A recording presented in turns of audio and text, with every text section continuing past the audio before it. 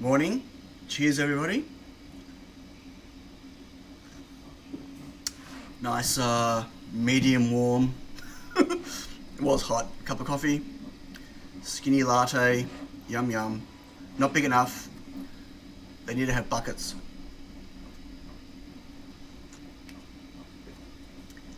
Got a beer. Oh. Hey Ian, how you doing? That's fine. You can have a beer. It's your evening, evening, I think. I hope. I hope it's not your 6:30 in the morning. No, it's not. I know it's not. Anyway, whatever. Sorry.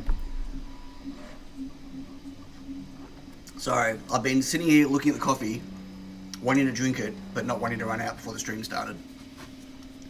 Anyway, hi everyone. Keen, what are you doing awake? Go back to bed, or go to bed. Wow, that's bizarre. And Simple Electronics, you've never been here at the start of a stream before, I don't think. So you've not heard the music. That music's old. I need to replace it with something a little less intense. It's very intense music. Ugh. Yeah. Cool. I mean, I hope cool that you finished work early. Beer and Rice Krispies. Snap, crackle, burp. Nice. How's everyone doing? I was off last week, so it's been a few weeks since I've seen you all.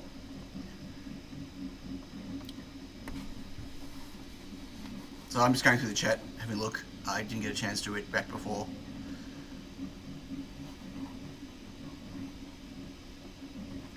Okay. Yeah. Hi. Hang on. What's going on? Go away, YouTube. YouTube's still trying to force ads down my throat. Work until work is done, and the Jeep I had to work on didn't 1,000 pieces like we were expecting. Cool. I guess that's good. You can't do a pink rainbow, Alan. You have to change it to something else to then make it go pink. I mean, rainbow is rainbow. Okay, I'm gonna say hi to folks in the chat. What was the same as? Okay, I have to read back and find out what that was about. So Antonio, good morning. Alan, hello. Miss England, moo time already. It is. Joel42, hi. Loki, hello. Christian, Tishipu, Dave Harris, hi.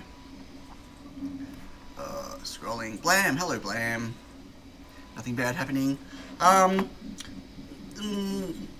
We'll talk about it. It depends on your definition of bad, I guess.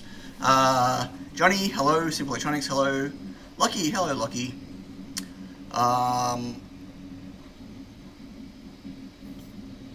Actually, I don't know if I've ever heard anyone call you Lucky. Lachlan? Do you go by Lucky or just Lachlan? I've got another friend Lachlan, who we always call Lockie. So I apologise if you are one of those people that like your name said as your name is. I've given up on that with me because no one knows how to pronounce my name. Okay, anyway, back onto it. Dutch Taurus, hello. Bruce, hi. Graham, good morning. It jumped, so now I'm going to go backwards. Mike, hello Mike. Iggy, hey Iggy, hope you're well. Sid, hello.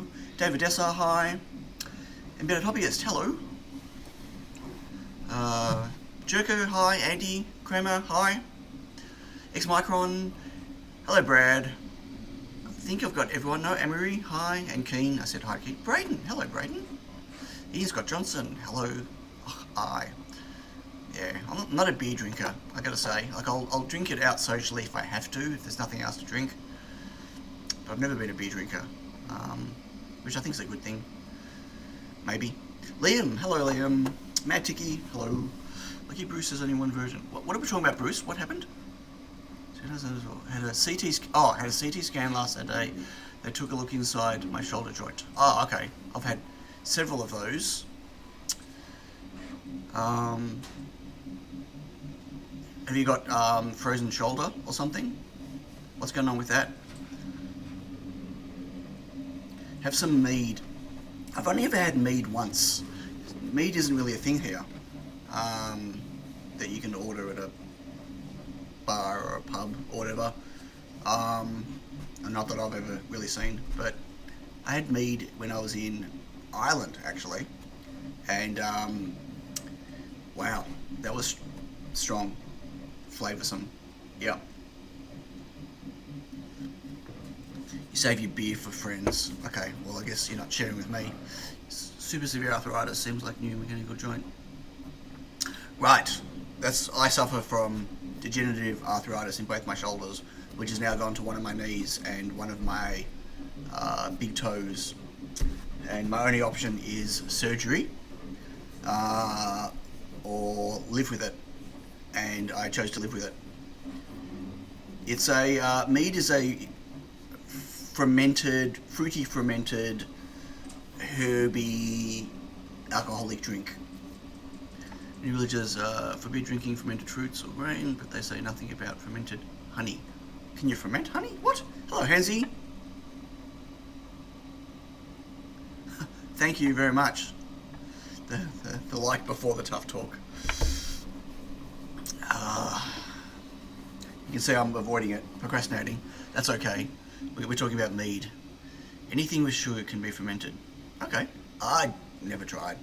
I gotta say, if I have a choice between learning how to ferment sugary foods or anodize aluminium, I'm going to try to anodize aluminium first. That's high up on my list. Fermenting is low down on my list. Both will likely kill me. So, you know. You like your honey as honey?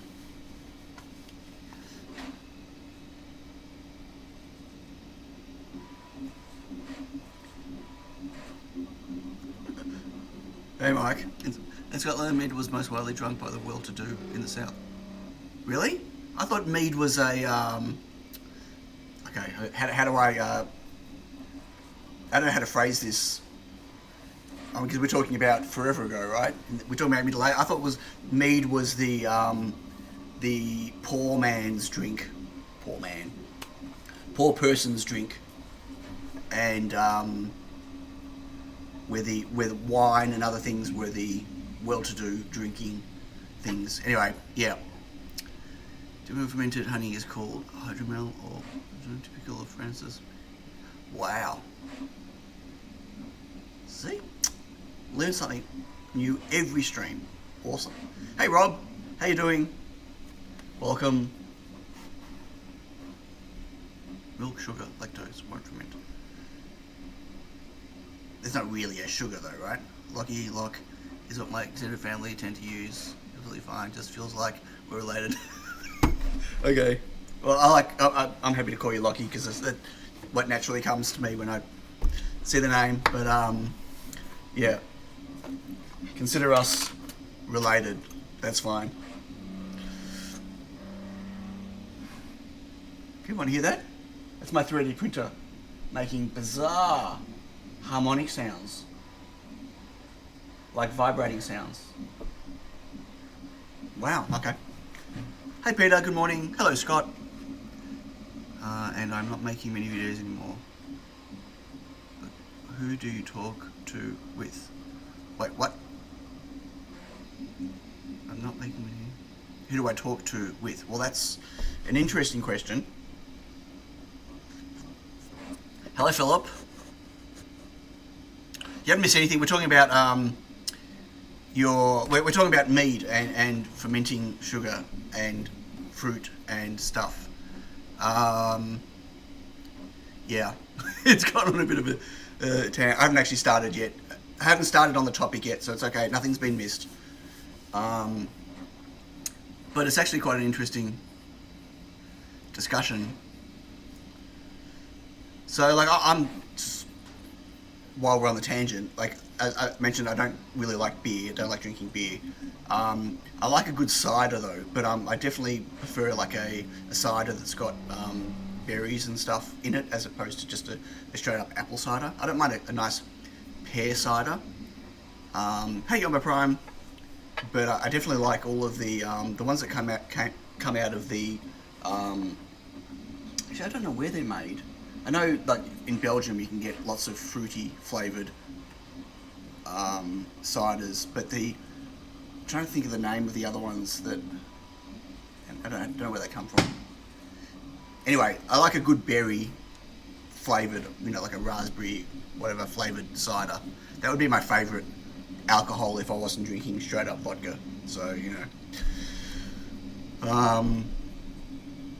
have you ever tried the Zephyr apple crumble cider? I don't think I have, not that specifically, but I used to drink a lot of apple cider, but it becomes like apple cider, apple juice. It's just I don't know, like I much prefer a berry flavour myself. To make wine many years ago, much better flavours today. I used to drink a lot of wine many years ago. Never made any, but used to drink it. Fruit brandies. I've had fruit brandies before, but they're not like a drink. They're like a, you don't get a bottle of brandy. you get like a little glass and you sip your brandy. I'm not an alcohol person really, to be honest with you. Hey Mitchell, rip the band-aid off. That's the one, Koppenberg. Thank you, Koppenberg. Strawberry and lime is yum. Yeah, but also just the real berry one. So where's Koppenberg made? Does anyone know? I really like that type of one. Or you can get. I'm not a cherry fan normally. Like I don't eat cherries by themselves. I don't mind cherry and stuff, but like, I'll eat like, from the fruit shop, just like a bag of cherries. But I'm talking about the glazed cherries. I don't like glazed type cherries, or that taste. But you can get a full-on cherry beer from Belgium. I'm trying to remember the name of it, which is just incredible. Like it is just. There's something to do with the soury cherry flavour that they get with the beer is just, oh my god, crazy. Trying to avoid sweet chocolate drinks, easy for me to overindulge. Yeah, I love a good Frangelico or Bailey's. Yeah, Frangelico in coffee. Oh, anyway, okay, we're gonna stop doing this. We're gonna stop talking about what I did for bananas. Make seedless bread of cherries. Yeah, seedless cherries, but then they'll be like 10 times the price, right? And cherries, I don't know about it over there, but here, cherries, when they're in season, it's super expensive. Like $20-$30 a kilogram. Like, I don't know why. Really, last couple of years, they've just been out of control price-wise. Like, you $20 a cherries, you get like 7. You gotta make them last. Yeah, like, okay, $19 a pound over there. I don't know what that works out to in kilograms, but hey, Tinkering Tech. Okay, let's get this show on the road. A bit early in the day to start drinking. Oh, well, for us, yes, not for everyone else that's overseas. And coffee, yeah. Lindemann's, a whole array of different lambic beers. I don't spend a lot of time. What, $19 a pound is $42 a kilogram? Really? Holy moly, yeah, that's crazy. Cherries, blueberries are cheap at the end of summer. Right. Okay, let's do this. Let's get on with the show. If a show is what it is, I don't know. 1 kilogram equals 2 1.2 pounds. Well, there you go. I'm sure I knew that when I was at school, but that was like 100 years ago, so, or 1,000 years ago if you ask my kids. They take a lot of joy in telling me how much of an old man I am. Okay, so let's have a chat. It's first up, let me just say, this is not a gloom and doom chat. This is not a Sion's going out of business and shutting everything down chat. Well, not voluntarily, right? I mean, who knows what the future's going to bring? Financial markets, right? But this isn't a I'm packing up and quitting and see you later chat, right? But there's been a lot of stuff going on, and I don't have any of this structured or ordered in my head because it covers many different things, and has many side effects, knock-on effects, whatever else. So it's I'm just gonna just ramble a bit, okay? So you might have noticed that I've been skipping quite a few streams, uncharacteristically. Obviously, I've been streaming for many years now, and had I think there was a period of time, 18 months, where I didn't even miss one stream. But recently I've been skipping streams. Now is the time. The time is now. Well, the time is always now. Now. And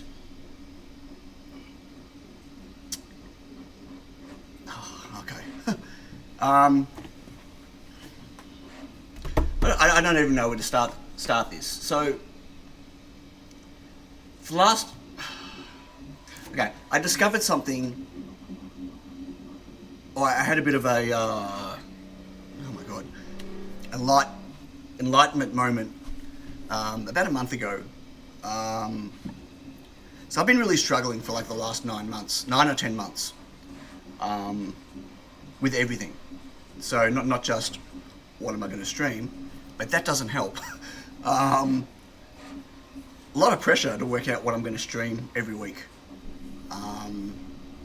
But for the last 8 or 9 months, I've really been just struggling with everything.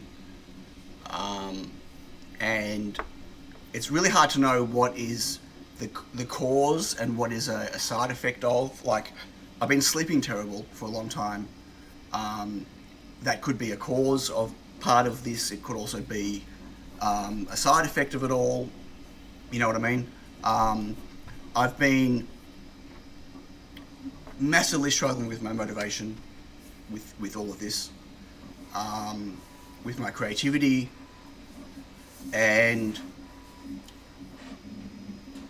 but I've got a business to run, and I guess the business kind of comes first before anything else, because I gave myself massive commitments here in terms of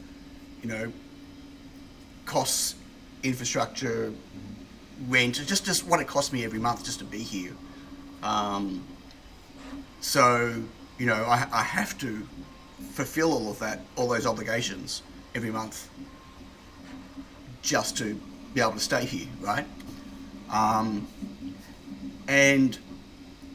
But my whole life I've always got shit done, always, right? No matter what has happened, no matter what's been put in front of me, I've always kind of landed on my feet, and I've always had the ability just to get shit done, right?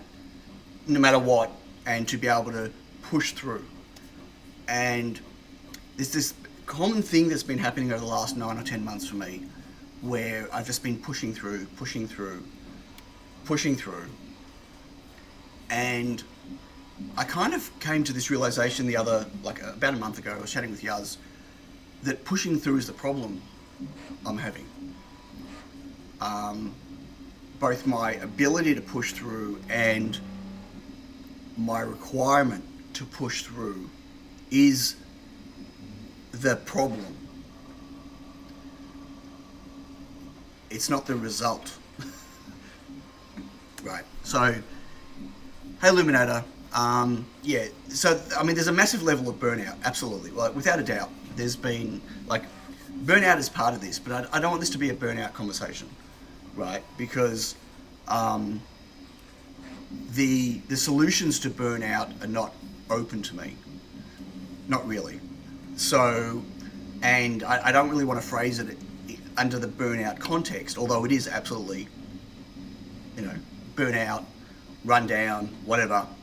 But for me, I guess it's a little bit different to just burnout. I've had burnout before. I had a couple of times during game dev, like severe burnout, where I shut down, didn't do anything for months at a time.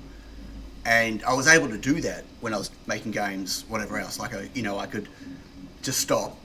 I could not work on any games. My income would still keep coming in from, game sales, royalties. It's all digital, right? And I had I was fortunate enough that I had the time that I could just switch off and, and deal with the burnout and recover. But mode has further emergency mode all the way down. Right, although it's not emergency mode. I don't find myself in emergency mode now. I find myself just in this constant need to push through, right? Just to get it done. I need to get this done to get to here. But so it turns out that is part of a lot of my problem that I'm having, is because apart from the fact it's not sustainable, it pushing through to get to the next thing that you need to push through, it turns out for me is really detrimental. Major or good question, Mike. So for those that don't know, I'm myself. Like I'm a one-person company. I don't have I don't have an external mentor. I don't have anyone I work with. There's no one else that deals with the business management side. Like I do it all. Like everything from whatever, all the list of things that happen within a business, and all the tasks that you've done, they're all me. The only people I employ is a bookkeeper and an accountant, because I absolutely don't want it. I used to do my own accounting. No, I draw the line at that. My ADHD does absolutely not allow me to tackle accounting. It doesn't even allow me to tackle keeping receipts for my bookkeeper, much to her dismay. But we get through it, right? A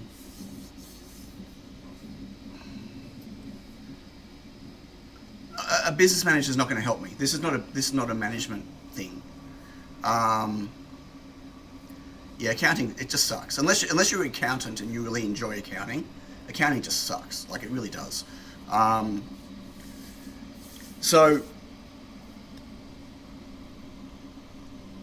right, where was I? Got distracted on the business management stuff.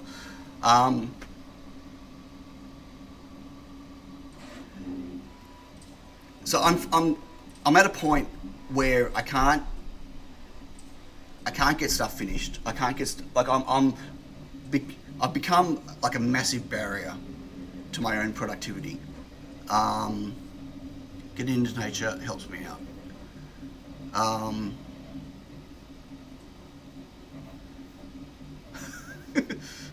Yeah, accounting is just the worst thing ever, right? So, apologise to anyone out there that enjoys accounting or is an accountant. Good on you. Like, no, never. I'd if my options were do my accounts or go to jail, I'd go to jail. Like, I'm not interested. So yeah, getting into nature is not going to help me.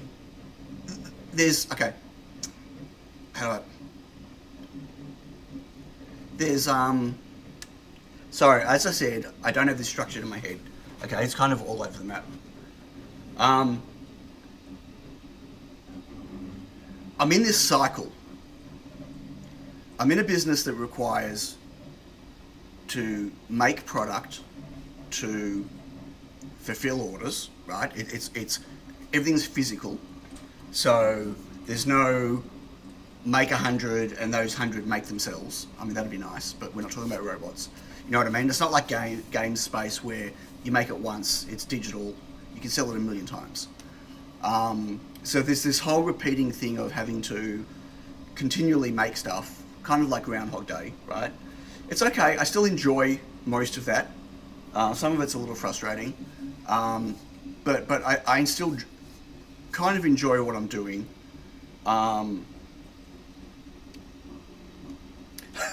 Yeah, but I need to do that to keep income coming in. But I also need to make new stuff, right? I need to, I need to be going out there and looking at what things are around, finding new things to interest me, finding new things that could be potential good things for the business, right? Prototyping new products, making new products, writing stacks of code, like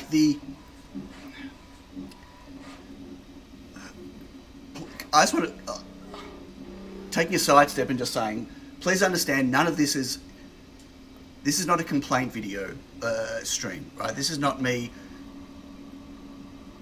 doing the woe is me, how hard, whatever.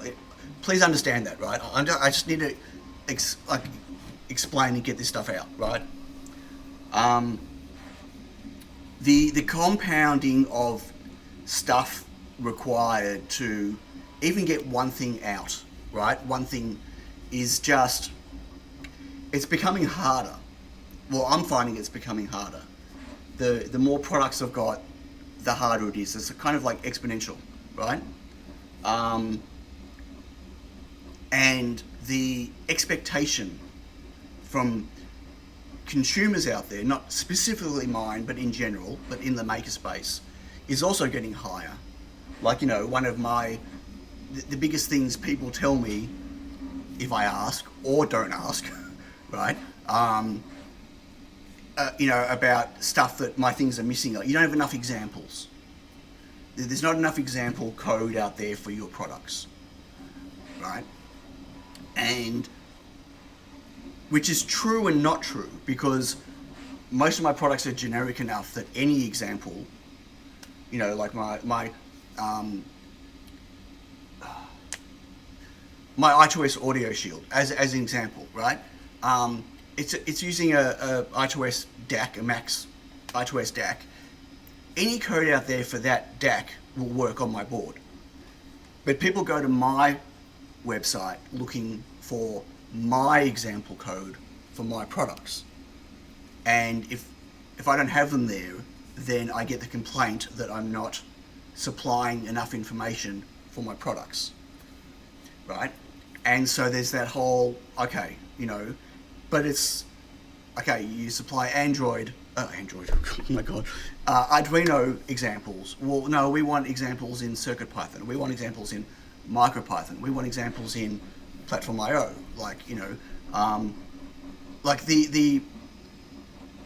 Since I started, the requirement on expectation of what people want has grown massively. Well beyond what I can manage myself, right? And then there's the dedicated firmware stuff, right? I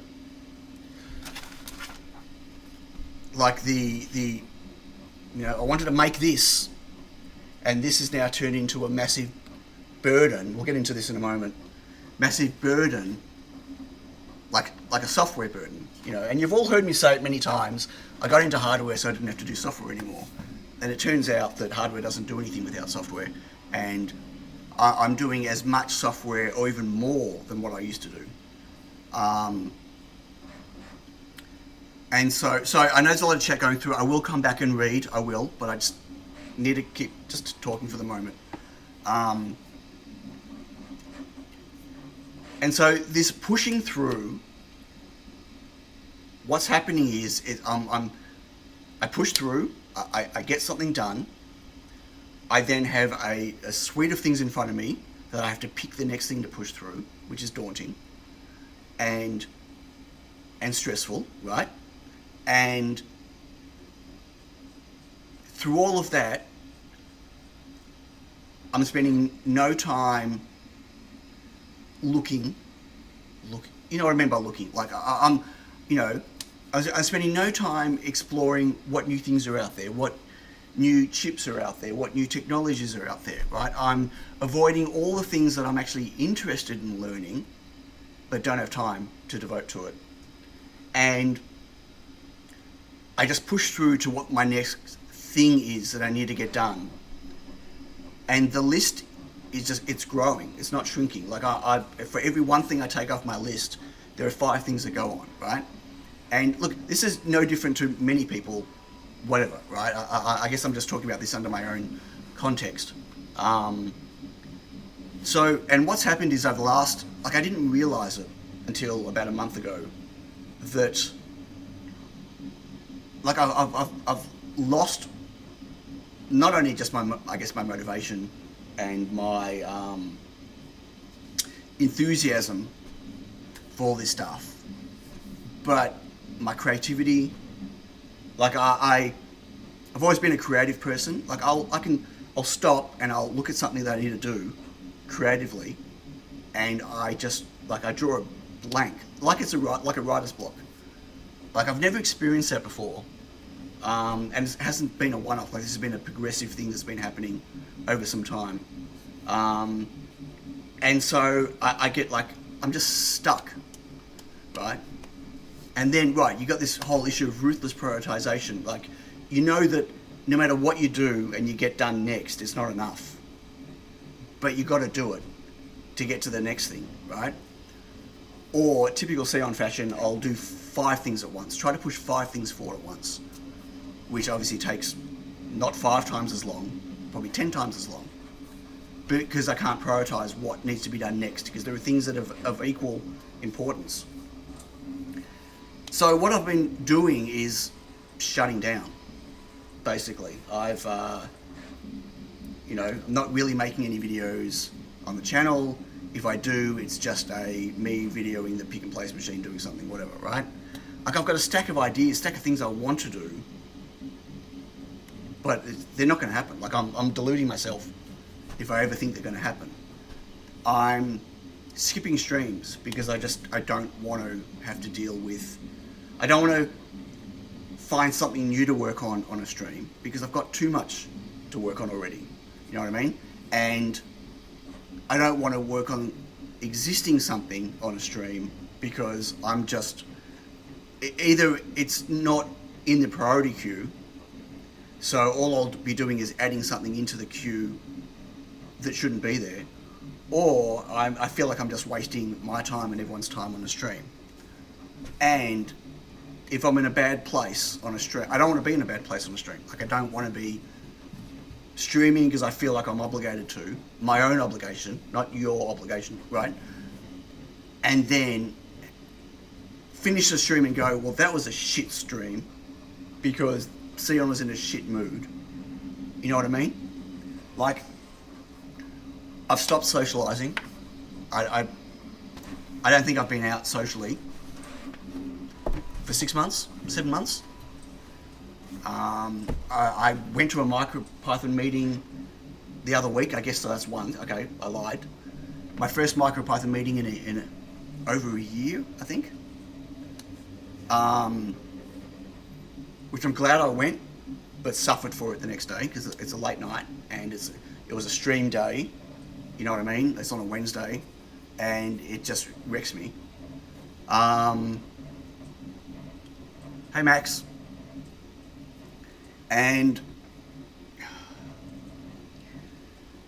yeah, so,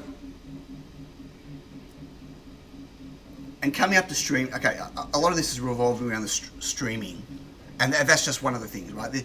It's the thing, it's the front-facing thing for you all, right?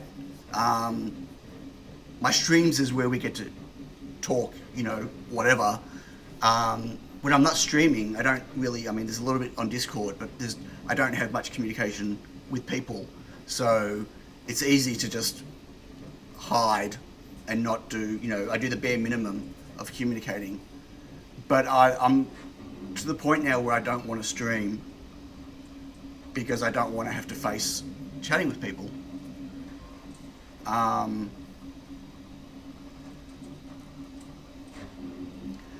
Yeah. I feel like there's this thing around me blocking me, and it's infuriating. And so I feel like the only way I can push through this, other than the last minute, sorry folks, no stream this week. Sorry folks, no stream this week. You know what I mean? I hope you're feeling better. Yeah, okay. Like, people don't know why, that they assume, okay, oh, I'm just not feeling well, I'm sick or whatever. Hey Simon, so, but still don't allow yourself to, I can't hire anyone. So in the current financial climate, I can't afford to hire anyone. Simple as that. Like, it's not an option. Everyone's doing it tough at the moment. Cost of living's gone through the roof everywhere globally. I mean, so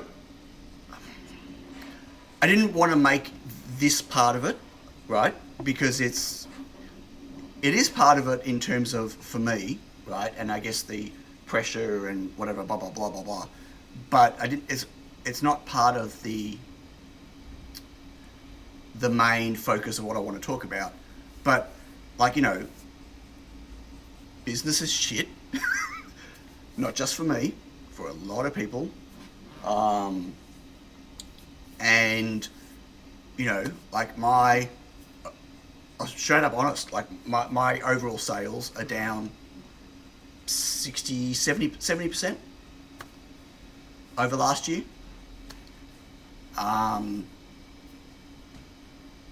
Like, there's no opportunity to hire anyone. And to compound that, there's absolute, like, if me hiring someone right now would be the worst experience for whoever I'm hiring, because, like, I couldn't imagine how bad a boss slash manager slash mentor I would be for someone right now in the space I'm in, where I can't even get my own shit done, right? Does that make sense?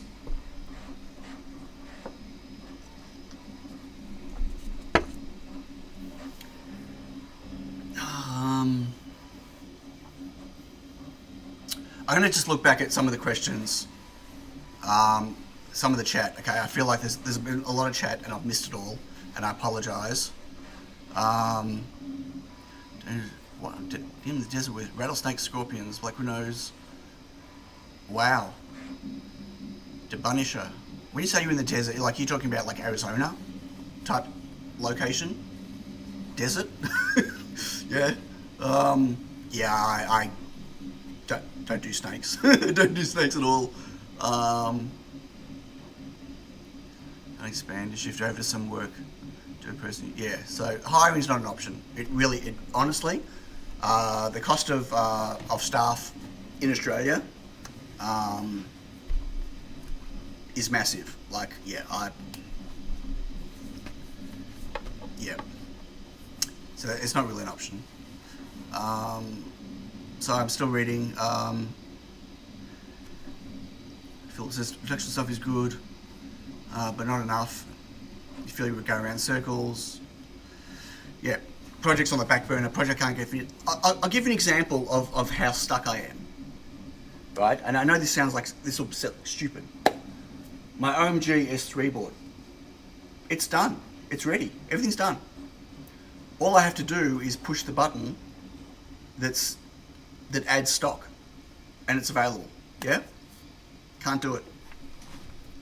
I can't do it because I don't want to face having to deal with whatever happens the second people start ordering them. I've just got too much on my plate, and I don't want to get myself in a situation where frustrated Sion is replying to people's questions. Because, like, you've all seen frustrated Sion, you all have, I know you have, whether in Discord, in a stream, right, in you know, with chat, where, you know, smart ass, quick to respond, straight to the point Sion jumps in with a reply and shuts it down. You know what I mean? I don't like that Sion. I don't. And I don't want to be that Sion on a product launch, right? So instead, I don't launch the product. It just sits there. And on top of that, I don't want to launch a product in a climate where no one's buying.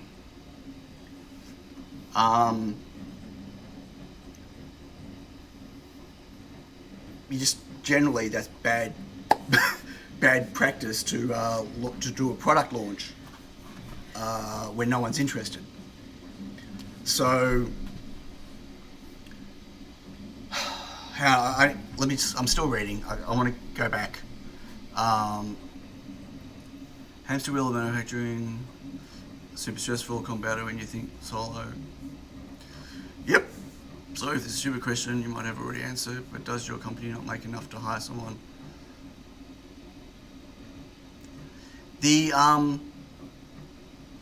At the moment, no, I'm not making enough, right? I was having a chat to my accountant the other day, and he was telling me, like, he's, they're not a massive accounting firm, they're not a little accounting firm. They've got, I'd probably be one of their smallest clients. He's been my accountant forever, right?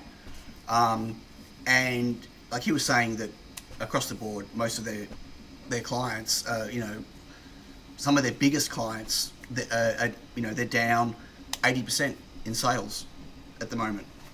Like most of them are, they're all firing people, letting people go. They're all downsizing. They're all trying to, like, it's a global thing. Like, you know what I mean? Like, I can complain about my situation as much as I want, but I recognise that it's a much broader thing, and who knows what's going to have to happen to change things. I don't know if that's even possible, but and hiring people isn't, like I've discussed this many times, hiring people isn't just about paying someone to do some work. You got to train them to do the work that you need them to do, and even if you get someone fully skilled, which is obviously going to cost a huge amount of money, they still have to be trained in what needs to be done, because things are different, right? The manufacturing is not the monkey task. The manufacturing is one of the most important tasks here, right? For every board that isn't manufactured perfectly, I have to waste time doing rework, or I lose product. You know what I mean? The manufacturing side is not the thing that is easy to replace. But then again, neither is the firmware side, or you know what I mean? Like, it's really not, it's not a look for someone over a couple of weeks, look at a couple of CVs, take that person, sit them down and suddenly win. It's a long-term, slow process, right, to bring someone on.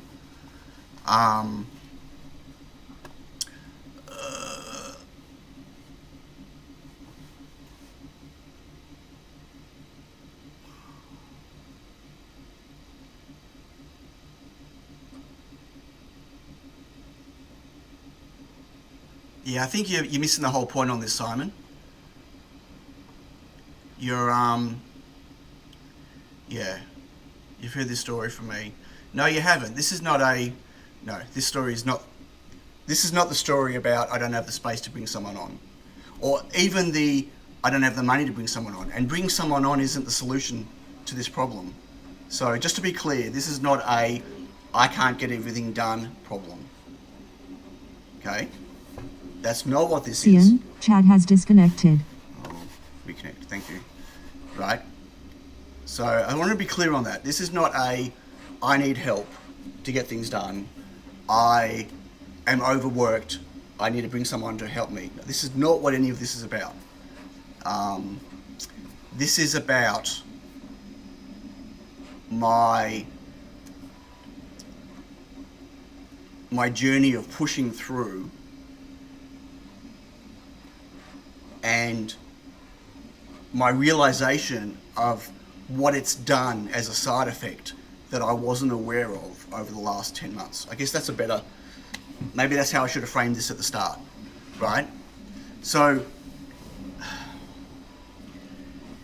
this isn't about all my tasks that need to get done. Okay, like I'm quite happy to take my OMG products and shelve them and never release them. After all the work, they're built and packaged. Everything's ready to go, right? But one thing I learned in game dev is doesn't matter how much money I've spent on a prototype or even on getting a game close to release, if the game isn't right or if the time isn't right, you scrap it. And I scrapped games that I'd invested, $150,000 in. Scrapped them. Gone. Because releasing them because you've spent the money already is not, it's not a positive thing to do. It ends up just causing a problem later, causing other heartaches later, right? So this is not a conversation about I've got too much on. This is a conversation of I didn't realize that over the last nine or so months, I couldn't work out why I wasn't able to be creative, and I couldn't work out why I wasn't able to get stuff done. And it's really easy to say, oh, ADHD. Yeah, it's my ADHD. Oh, my meds aren't quite right today. Or, you know what I mean? Or, oh, you're just tired, Sion. You're just feeling a bit overwhelmed, Sion. You know what I mean? Just get these tasks done and you'll be fine. You know what I mean? Right? That's how I've always done things in my life. And I've been fine.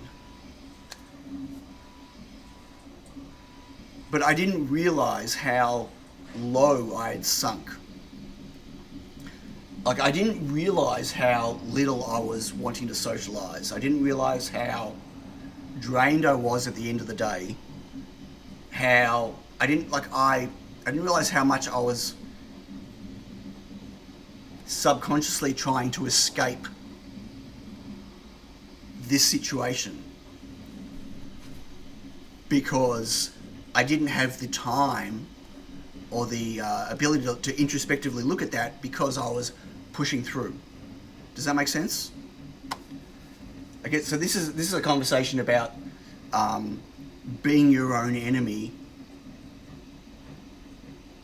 when it looks like you're doing the things that are ticking the boxes to get you somewhere, when in fact you're not. You might be ticking boxes, but you're not actually getting somewhere.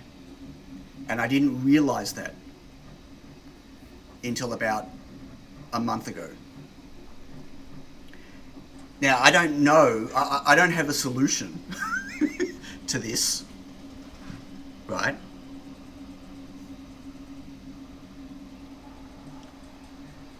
Right, but Simon, it's not because I've got all those tasks to do that I don't have the time to make videos and build relationships and everything else, right? It's not because of all the tasks I've got. That's what I thought it was. Which is why I've been pushing through getting the stuff done. Pushing through, getting it done. What's next? Push through, get it done. Like a robot, like a machine, getting stuff done. Get home, tell Yaz, hey, I got, this done and this done and this done and this done today. Oh, great. You know what I mean? Also positive. But it wasn't. That's the thing.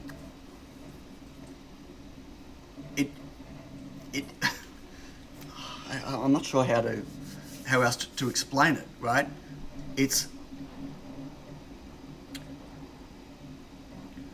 I know that things will never get done. Hey Chris, how you doing? I didn't even see you in the chat, right?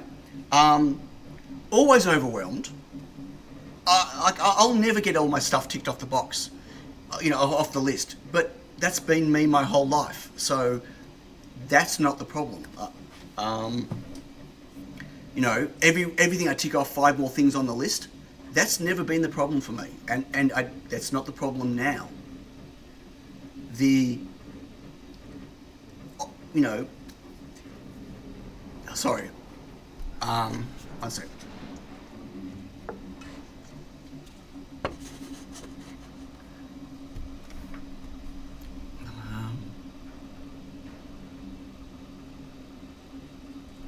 Hey Chisholm.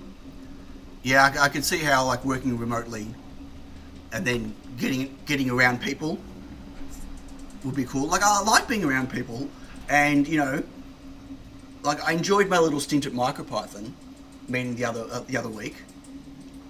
But it wrecked me. Like, you know, I got home late. I already had I probably got 2 hours sleep that night because I'm already sleeping bad anyway, right? And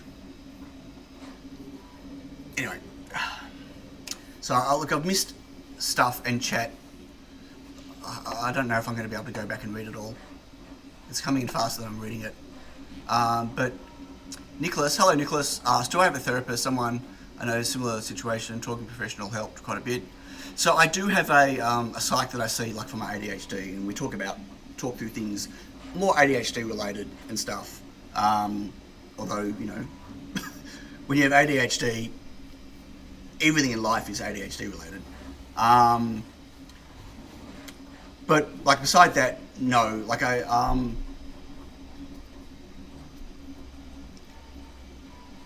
don't even know what articulating this is even gonna like. I'm doing this stream now, talking to you all now, because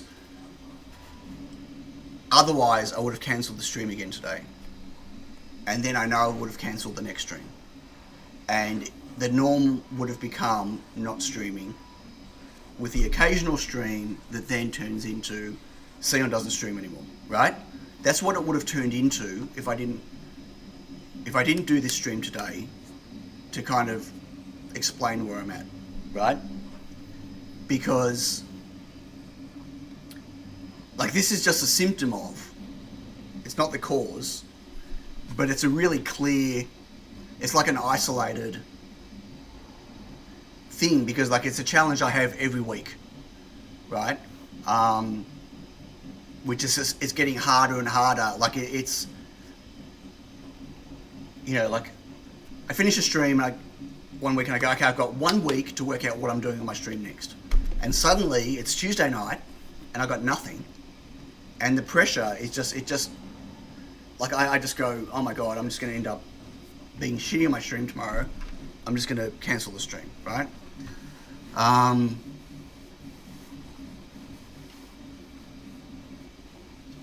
It's not a justifying. Hey Cable Tie. Hey Dave Darko. Hello. I have not had a vacation in a very long time.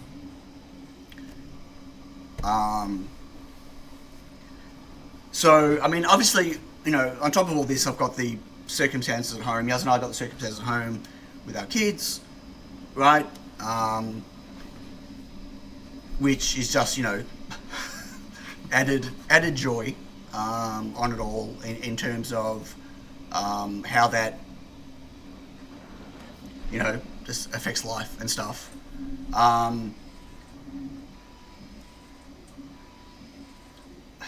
Yeah, I mean, taking a vacation, like taking a week off, you know, taking a week off is not gonna help me reset, right? It's not. I know me. You know, I'll even if I can switch off during the vacation, which I can't, but even if I could, I still have everything I can't. It's all going to be here when I come back, right? Without a plan or without whatever else, nothing's really going to change when I get back. And the flip side of taking, or you know, instead of taking a week vacation, I take a permanent vacation, right? Well, that'll solve the problem, but not really. Hey, Minter Tech. Get back. You are leaving? No, I'm not leaving. I'm not leaving. I'm not shutting down. But I'm, yeah, I need more. I do. I need more than a week. It's just not possible, you know. And if I disappeared from this place for a couple of weeks, that's a problem. you know, I'm not super busy, but I'm busy enough that I can't let it slide for a week, 2 weeks.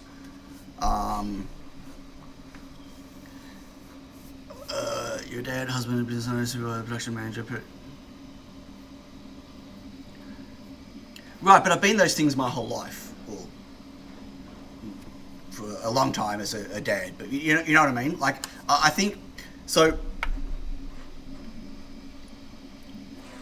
The biggest effect this is having for me, which as I said, which I didn't realise, which I don't have a solution for yet, is the lack of creativity for me. And for me, when I say creativity, that's, you know, not like my necessarily artistic, you know, painting, drawing, whatever. Like, I'm talking about. So I used to love sitting making PCBs, right? Like, I hate it now. It's not that I hate it in that I'm completely indecisive when it comes to designing stuff now. Hey Michael, how you doing, mate? Good to see you.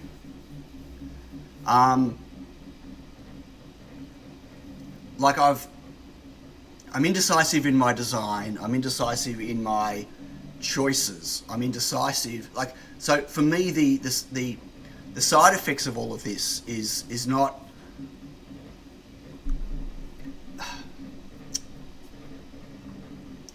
Like, I'm still getting stuff done, right? It's not a lack of productivity that is the problem.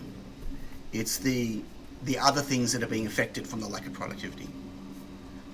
So it's the other things that are being affected from the way I'm doing the productivity.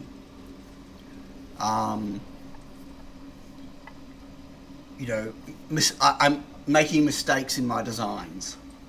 I'm, you know, probably wasted 7 kilograms of filament on the case design on this thing because of a lack of forethought on some things and a lack of, you know, just like I've got boxes of cases I can't use. Anyway, like things that I used to think I was good at, I'm really failing at the moment. And I think that's taking more of a toll on me than I've got too much work to do and can't get it all done. Does that make sense? Hey, Alan. Well, don't get into filament recycling. I'm happy to send all my filament somewhere if someone wants to recycle it. What I haven't thrown out anyway. But I mean, there's some positive things that have been happening, like in terms of, like I am getting places. Like I've solved all of my. So I had a manufacturing. Here's a really good example, right? Of my recent inability to make good design choice. Okay, and this I guess this will this might seem like a whatever thing, right? But this is I guess the thing that will highlights for me where my block has been, right? I've built and got a whole bunch of these ready. They're sitting on my desk. I could have released them, forgetting about the firmware and haven't built the website and haven't got a guide and all those, forget about all of those, right? But what I did was I designed myself into a terrible manufacturing process on making these. A terrible manufacturing process that has wastage and that has, like it was just taking me forever to build each one of these. Like the amount of effort and concentration I needed. Like the top sections are glued into the case because I didn't want to have screws on the outside, right? And by gluing into the case, it had knock-on effects. And then like one of the biggest ones is if there was a problem, once it was glued in, that was it. It couldn't be unglued. And so, you know, I was losing top cases, like top PCBs. Not a lot of components on them, majority are on the bottom, but the whole having to put threaded inserts in, they had to be perfectly aligned, having to sand and clean and make sure that the top layer was perfectly level, so when I glued it, it was perfectly flat. Like, stupid, absolutely stupid design decision. But it was my shortest path to get to a finished product. And so, I say previous Xeon, like 12 months ago Xeon would have never, ever made a decision to manufacture this product that way. Ever. Never would have happened, right? But current Xeon just did it because it was by far the shortest path, right? And it was just the stupidest decision I made. And I spent weeks suffering through it. So much wastage and so many issues. And I pulled the plug on it. I've got a whole bunch there. There's nothing wrong with them. The ones that I finished that are working, right? And I pulled the plug finally, and came to a head, and I redesigned, and I, through help of one of my community members, managed to source a product that I'd never seen in the marketplace before. I'll show you now. Actually, I wanted to show you this stuff anyway. Just very quickly, this is not... But, yeah, let me just... So, this is my new design. I know it's a green PCB. I didn't want to waste money on black PCBs just to confirm the design. Also, no screws on top. 5 screws at the bottom instead of 4. And this is now using surface mount nuts instead of glue. There's no glue, nothing's glued together, there are no inserts. The thing can be pulled apart and the cases can be changed and there's no wastage. But someone else found these components for me. Right, like I've got stacks of different surface mount nuts here, but they're the type that require a through hole, which I didn't want to use. I'd never seen these before. The guy introduced me to the supplier, had a chat with them. I bought a reel of them. I had to get new PCBs made, which I did. These are just stuck on with tape, right, double-sided tape, but these were pick and placed. Of course, picking and placing them introduced a whole new issue. Again, Xeon not thinking. I deliberately don't have edge rails on these. I don't panelize these boards because they're too big to panelize, right?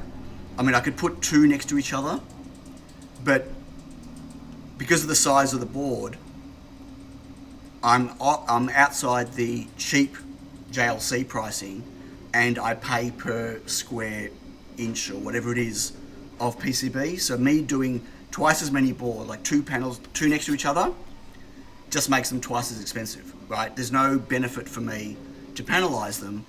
If I panelize them and put edge rails on, then I have to clean them. Where if I don't panelize them and they come like this and I pick and place them like this, there's no cleaning involved. So I skip a step, right? But of course, my pick and place machine, when it brings the board in and clamps it, look what it does. Anyone see the problem? That's how it clamps the board on both sides, right? You see the problem there?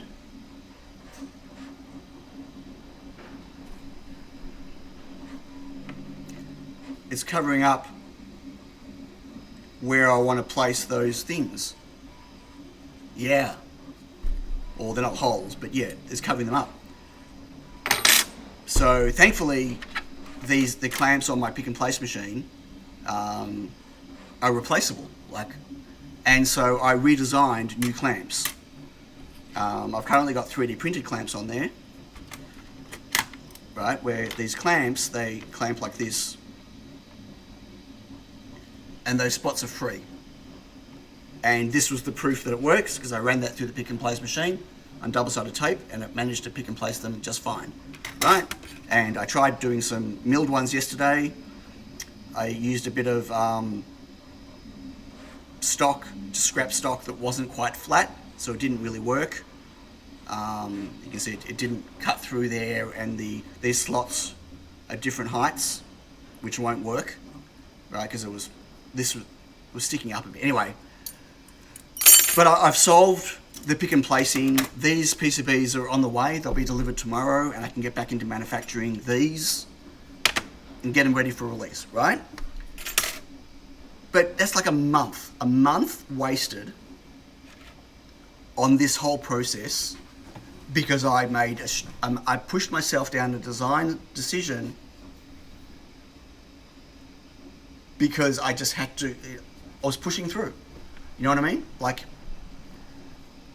that was a bad outcome. Like, apart from the, hundreds and hundreds of dollars wasted in filament and PCBs and panels that I can't use now, and insert nuts and all sorts of things, it was like an additional month of pure frustration because of myself, right? So that might not seem like a big thing, but that is just huge. In an environment where wastage, like I spend a lot of my time to reduce or remove wastage, right? Like I would have been out of business a year ago already if I wasn't eliminating wastage, right? Like wastage of components, wastage on, PCBs, wastage on time. And this was just a real setback for me. Hello, John. How you doing? Not scraping giant rockets because they're out of date with the latest. Sure, I mean, it's a scale thing, right? But like, what's if, I could just imagine if I had someone working here with me, like, this circumstance wouldn't have changed. I just would have pushed them down a bad task, and it would have been a compounded problem. Anyway, forget about the whole employing someone thing. Anyway, so the crux of the matter here is I've shut down on many things, and the last possible thing that I could shut down is my stream.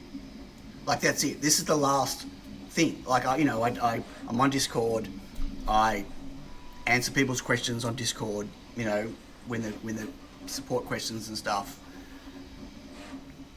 Don't really do any general chatting on Discord on my own channel. Stopped chatting with people on other channels. I haven't been on a MakerCast in a year and a half. I don't even spend I'm not even participating in the Maker community Discord or in the Maker communities at all. Like,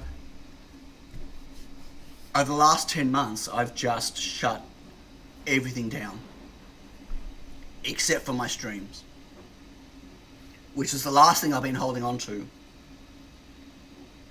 But I felt like the last 6 weeks or so that I was about to shut down streaming. Like, I felt like it was just, it was becoming too much. And I couldn't, like, I couldn't put on the, I want to say fake. I was struggling to hide what was going on and be the other Sion on a stream even once a week.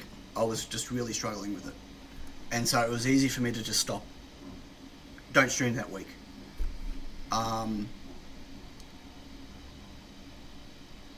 But I felt like if I stopped, if I abandoned the streams, that was it. It was over. Like, I would slowly just, like, there was nothing else to remove myself from the community. You know what I mean? I would have ended up just fading away. You know what I mean? Like, the next step would have been downsizing here and then just, I don't know. You know what I mean? Like, so my stream has been my last, I don't even know what the word is.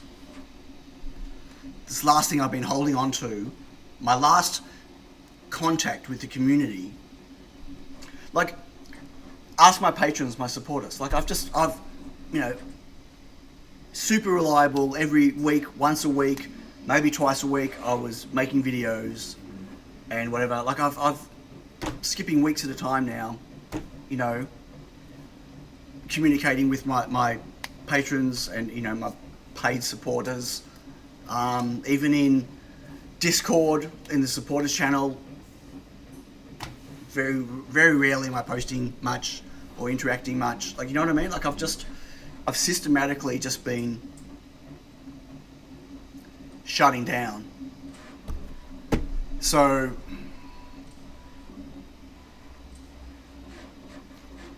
this stream today is hopefully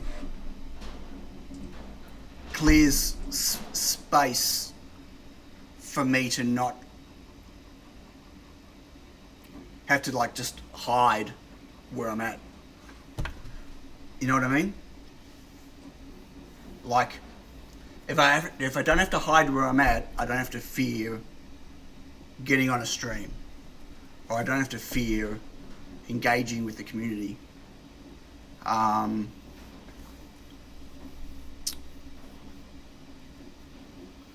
Thank you, John. Likewise. See, that's the thing. Like, I don't feel like I'm an inspiration to anyone. Like I feel like if you all really knew what was in my head right now, you wouldn't be inspired.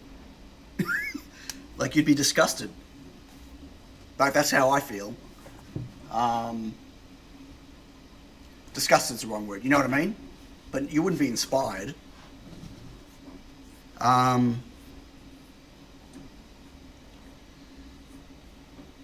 You know, there are, look, pressure's everywhere. Everyone's under pressure. I'm not unique in any of this. I know that. Like, there are many of you in the community that do similar things to what I do, in terms of, you know, you have products you manufacture, you smaller businesses than me, bigger businesses than me, you know. Like, everyone's in the same kind of boat. I get that. And the pressures, the financial pressures that everyone's under, and the, you know, cost of living pressures and the uncertainty, like, all of that. Like, we're all in the same boat. I get all that.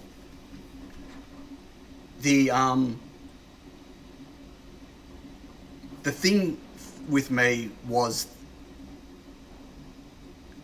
my solution, which has always been my solution my whole life.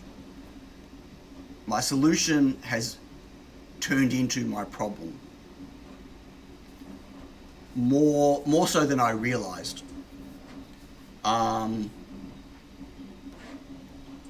Like, I turned around to Yaz like a month ago and said, I can't do this anymore. I said to her, I don't want to do this anymore. Like, I'm going to work every day and I'm doing the things I need to do. And I'm having conversations in my head that are saying, I don't want to do this anymore. Any of it. Right? And, like, they're not good conversations to have in your head. But it wasn't that I didn't want to do it anymore. Like, I didn't. Like, that's what I was feeling. 100%. It was a real feeling.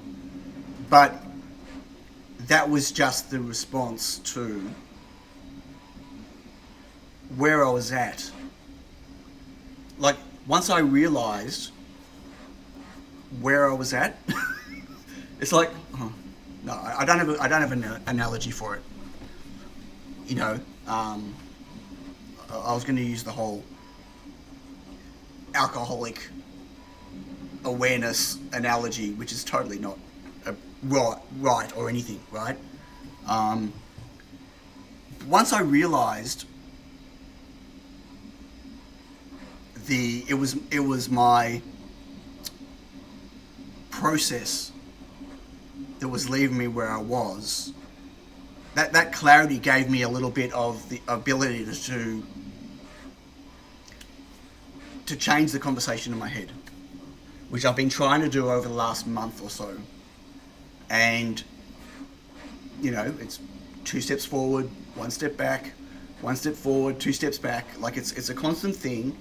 But now that I'm aware of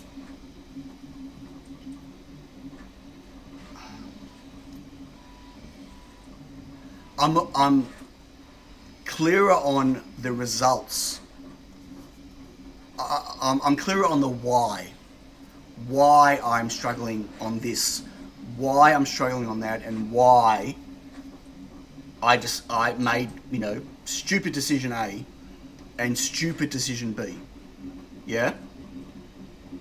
And that's giving me, as I said, I don't have a solution to this, but it's giving me the ability to, I don't know what's giving me the ability to do, but it's, I don't know. Sorry, I'm just so much writing in chat. I'm just reading. I'm sorry. I just need to read for a bit.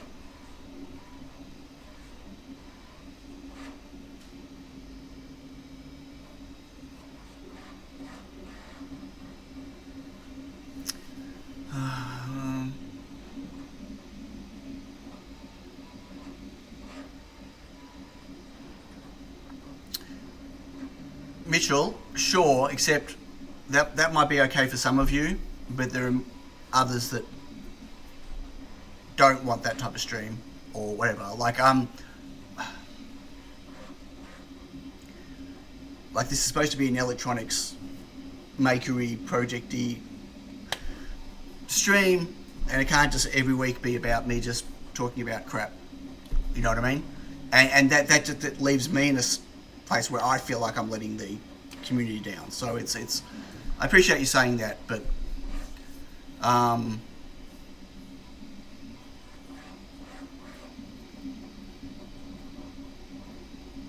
yeah, I'm not afraid of my masculine. What are we talking about, Aaron? Hello.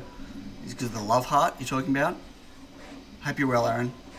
I can send channel then join you there, and if you find cool things or whatnot. Yeah, but that's just added extra burden, right? I've got a second streaming channel, which I've abandoned because I just couldn't motivate myself to do anything on it.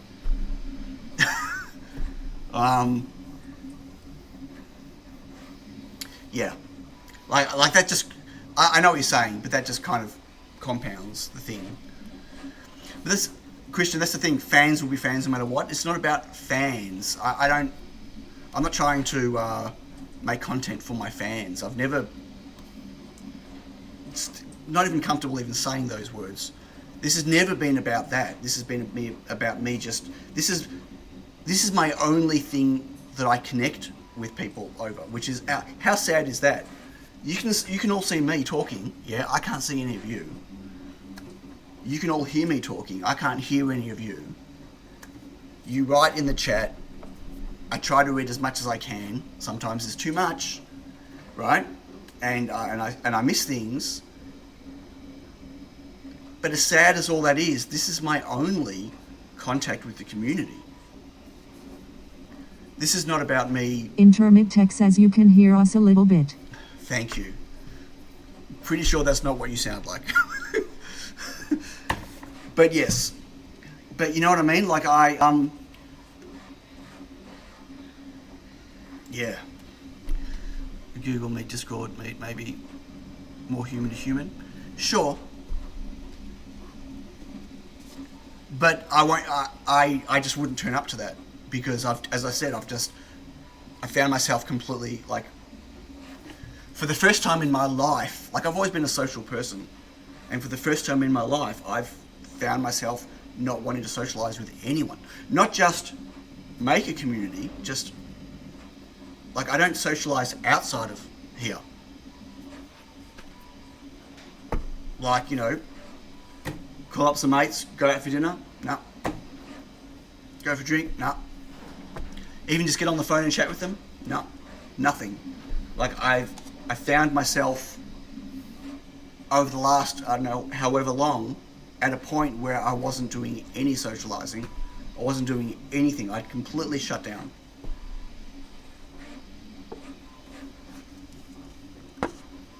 So, and for anyone that knew me before the maker stuff, like previously on, would realize just how insane that statement is, that I would be in that position. So,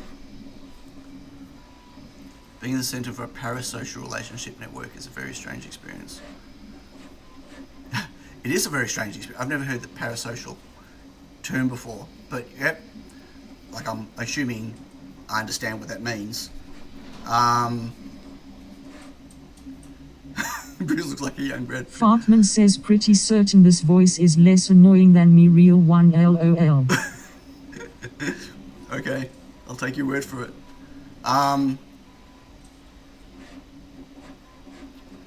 So,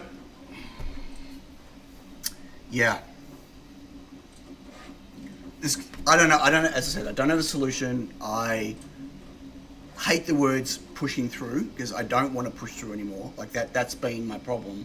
Or the way I've been pushing Amory through. Jacko says, okay people, nice chatting to you, time for dreams. Catch you later, Amory. Have a good sleep. Thank you for joining. Daniel Edwards says, I feel you, I'm doing uni as a 30-year-old. Cool. And haven't really socialized with my classmates that much, despite being social butterfly. Yeah.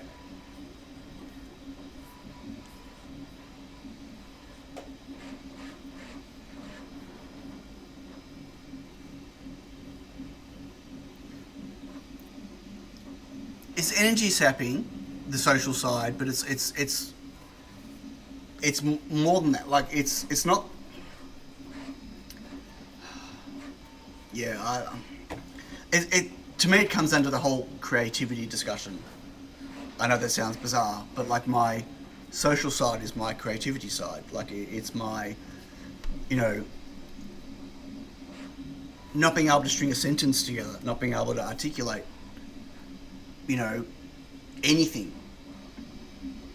That's my lack of creativity at the moment, and that goes to social as well as other things, right? It's just yeah, it's just one aspect of it all.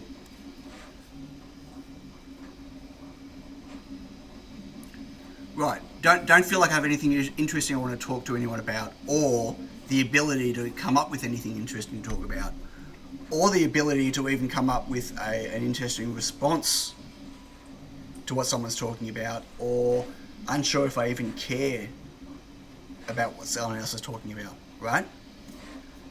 To be honest, like, you know, when you're in that headspace, you know, like I've been faking it for the last 9 months, 10 months. Faking it as in pushing through, getting stuff done. But it's been faking it because it's been like robotic in nature with everything else shut down, right? So yeah.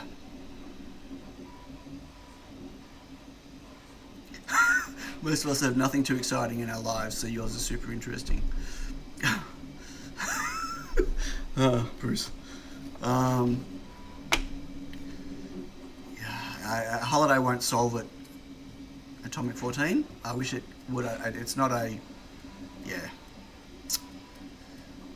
Parasocial relationships are when it's mostly asymmetrical, like when many people know who celebrities and details of their lives, but they don't know who their other person is. Yeah. This is above, lost in the feed. Wait. What? Yeah, this. All good things. Oh, stressing. See you like this. Thanks, Aaron. Yeah, look, there's nothing the community can do on this for me. I appreciate it. It's... And as I said, I don't know what... I don't have a choice but to move forward. Because, like, this is all I've got to support my family.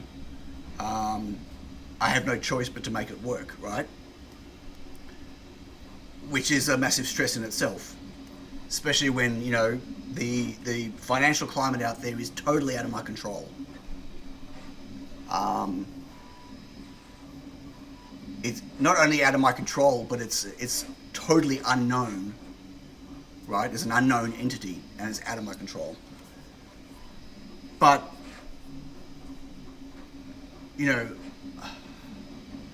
I don't want to compound the problem by just going, let's just get let's design and make a whole bunch of things and release them and try to make some money, right? When all I'm doing is just burying myself with more of the same problem on an expanded thing, right? So, like, I'm kind of clear on what I don't want to be doing to solve this. But I don't have an answer on what I should be doing to solve it, right? So I'm just, you know... But crazy as it sounds, it was important to me to talk about this so I don't have to be afraid of streaming next week or the week after, right? Like, now this is out. I don't have to feel like I need to shut down my streams over the next while, however long it takes while I sort through this. You know what I mean? Like, what that'll do to my viewer base, I don't want to call my fan base, I hate that. I don't know, right? If I start a stream and the stream is, what's Leon doing? I got nothing, right?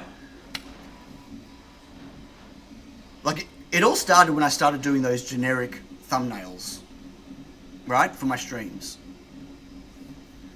Like, well, that's not when it started, but that was a repercussion of the whole thing. That's how long ago. I don't know when I did the first one of those. But that's how long this has been going for, where I started just,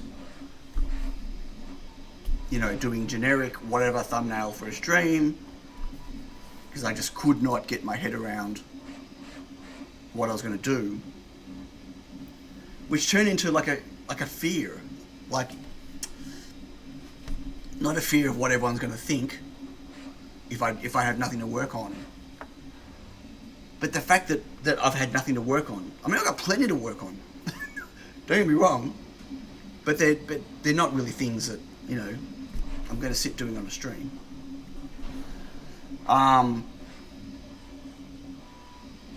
Firstly, because it's not going to be enjoyable for anyone watching the stream, but secondly, it's just not the type of thing that I can do and concentrate on the stream.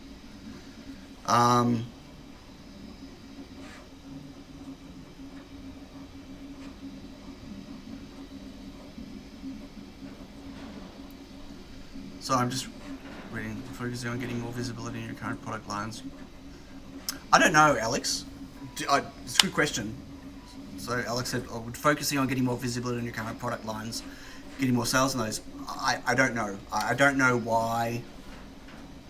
I know that my sales are down, both retail and wholesale, but my understanding is, from people I've been speaking to, that it's not me, like, it's not isolated to me, like it's a spread thing. So, hello Julian, my video thumbnails are the worst on YouTube. Your video thumbnails? No, I don't know. I'm not even sure how important thumbnails are anyway. Like, the whole YouTube thing, like, really, what a hole that is. I don't know. Personally, I don't even like the thumbnail thing isn't important to me when I'm looking at a video. It's the whoever's made the video and what the topic is will always trump a thumbnail. But to answer your question, Alex, firstly, I wouldn't even know how to get more visibility on my stuff. But apart from that, I don't know if I don't think it's a visibility issue. Dave Cole says, often let people in Melbourne who follow you come and visit, as long as they don't disrupt you. It'll absolutely be a disruption, I'll be honest with you. Right? But yeah, people already do.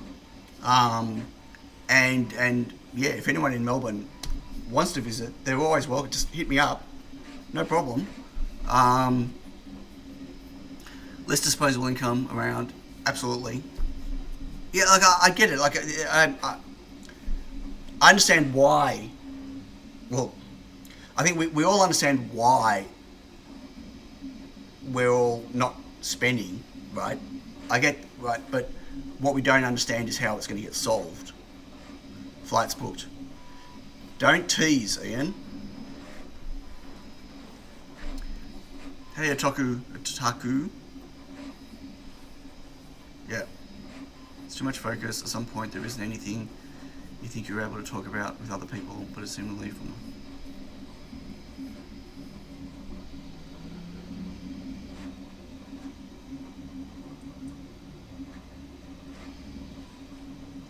Right, that's like, so Alex, do I just click my fingers?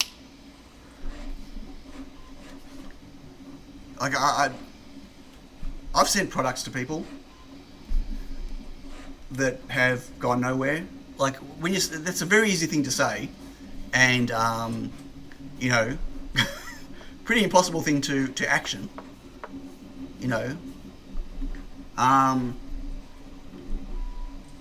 Hey Yazzie. Shall we repeat it all again? No, we won't. Yeah, it's a... Hi, Flynn. I've sent products to reviewers. Nothing's happened. I've reached out to stacks of YouTubers who work on projects where I thought my boards could be a really cool fit, offering them free stuff, never hear back. I can't just send stuff to people if I don't have their address, right?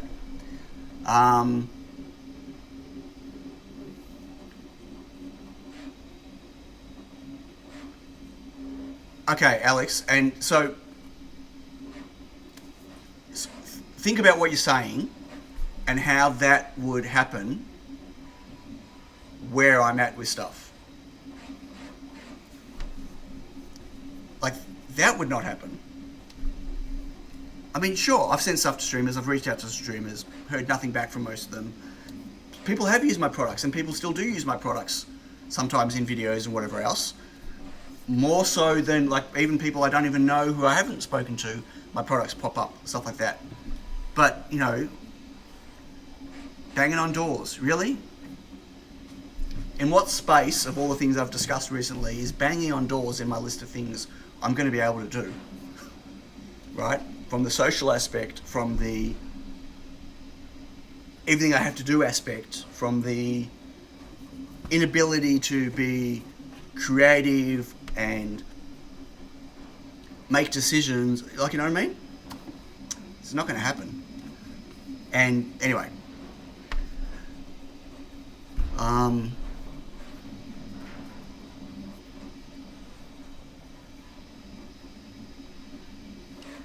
it's definitely it's a tough business to be in, like the hardware thing, right? Intimate Tech points out, but it's still, yeah.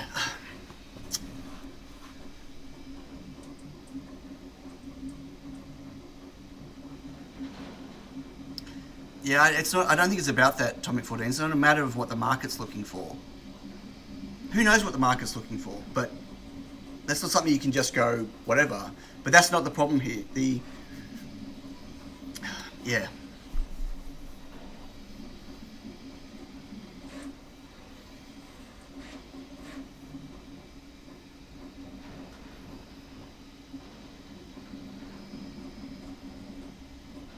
Okay, Yaz.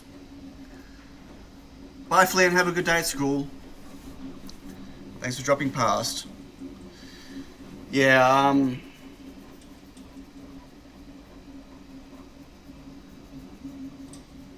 yeah.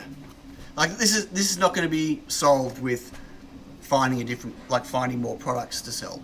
It's not about finding products to sell. Like the financial side won't. And that's just one of the pressures. It's not the pressure. It's not even necessarily the most significant pressure. For me, it's not anyway. I mean, don't get me wrong. Running out of money is a sure way to go out of business, right? That's not what I didn't mean to belittle that, but I'm saying that the pressures I'm facing are not primarily the financial ones. Like that's going to play out how that plays out, and I've got very little control over that. Dev Ducker says, I feel like banging on doors should be the work of community itself. Well, the community can be really helpful in that, absolutely, but it's not the responsibility of the community. I mean, when people in the community talk to other people in the community about my products or anyone's products, that's awesome, right? That's your organic marketing, right, in play. But I don't think it's the responsibility of the community to, do the job for every company out there that makes products. Yeah, you can't pay the mortgage purely on hot waves. Can't you? Oh, damn, I was going to go to the bank and go, come on, bank. Let's all kumbaya together.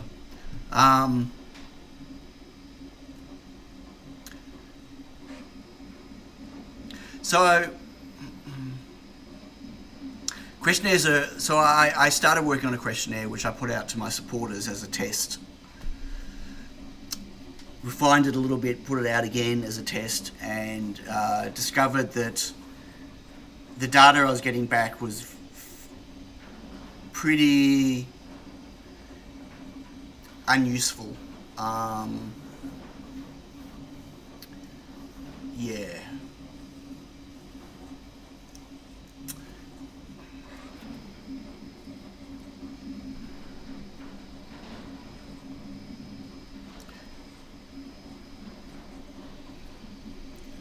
Look, yeah.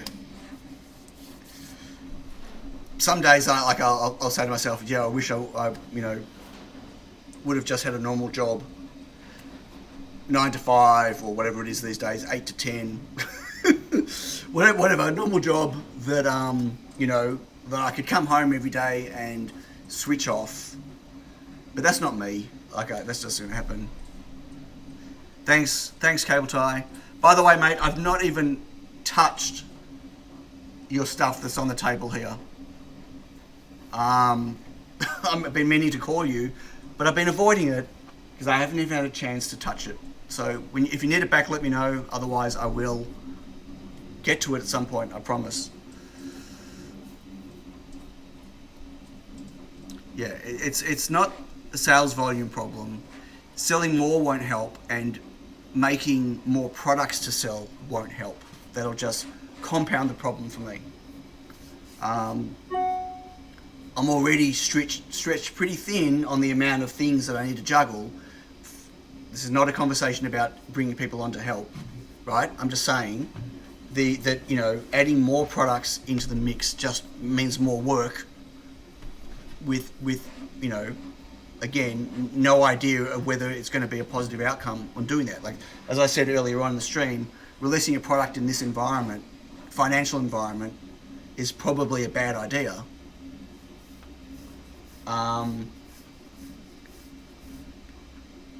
But it's already done. Like, I keep looking to the side. Like, I've got OMG S3s and OMG USBs all ready to go. I don't want to know the repercussions of launching it. Could be good, but most likely won't be. Right? And if I launch and I sell 10, then I know in the back of my mind I've got all the reasoning why you know, I've got all the excuses. I'll call them excuses. I don't like calling things like these excuses, but for me, I will. Well, the financial situation is bad. You know, all the reasons why I only sold 10. But the truth is, you know, I've never been afraid to release product, to launch a product. Very hard to do marketplace, what's the word? Analysis on something like an OMG S3 board, right? Like, I don't even know who the marketplace for this product is. I don't.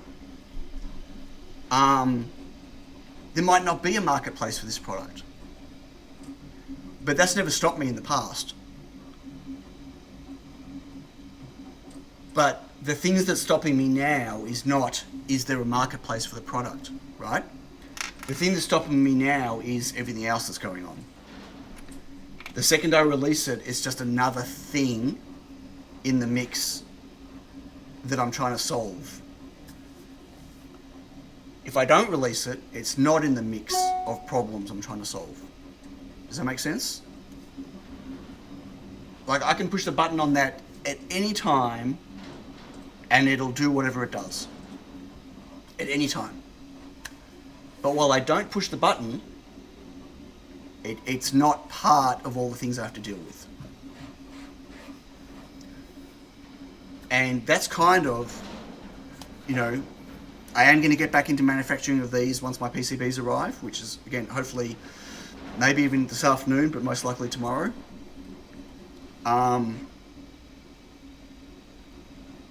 But it's kind of a similar thing. Like, it's a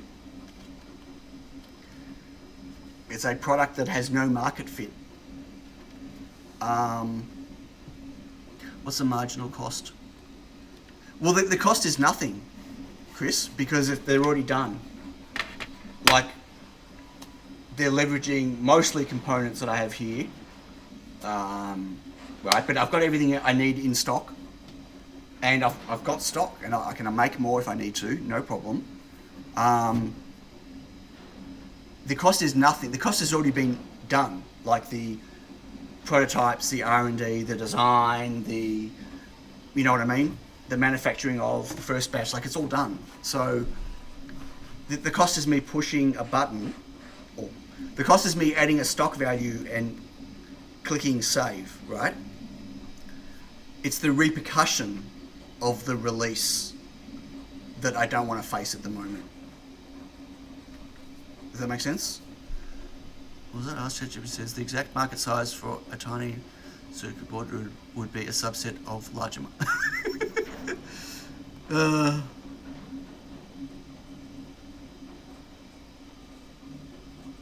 Was that the mouse or what?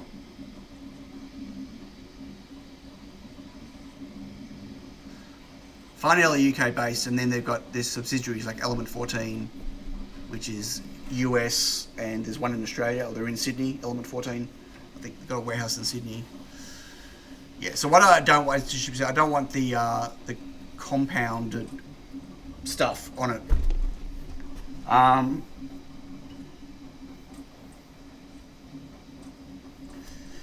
Yeah. So does impact matter? Does impact matter? What do you mean, does impact? What do you mean? Late 21? Oh, did they? When did they do that? So they don't have any warehousing in Sydney anymore? Element 14? When I first started making stuff, I used to buy a lot of stuff from Element 14 because they had stock in Sydney rather than waiting for stuff to ship from overseas. But I didn't realise that I had bought off them for quite a while. They're really not competitive on price at all.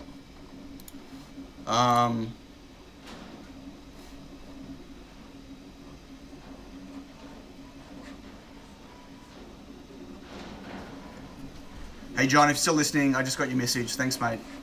I'll chat with you after stream. Sounds good.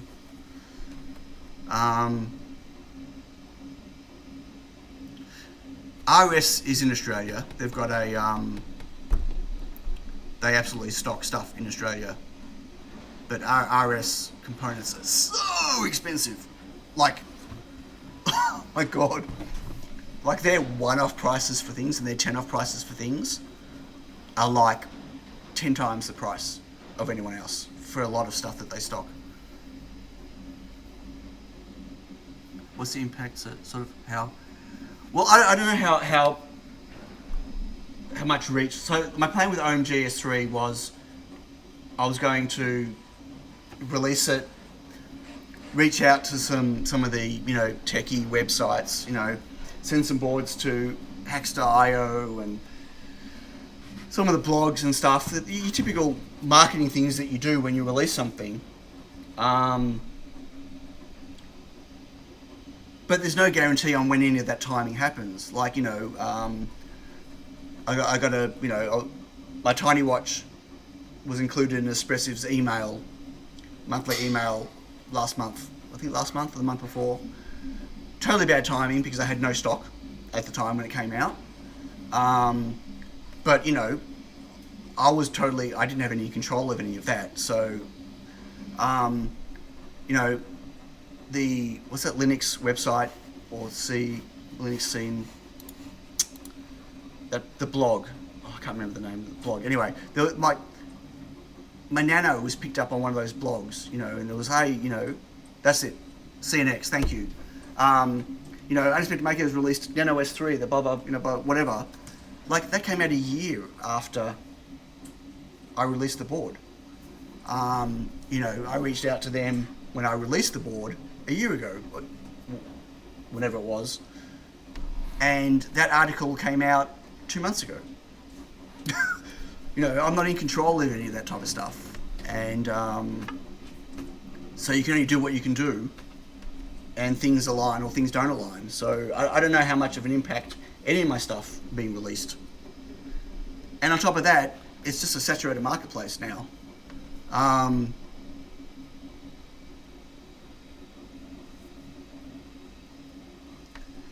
What stuff do you make? Platinum 21?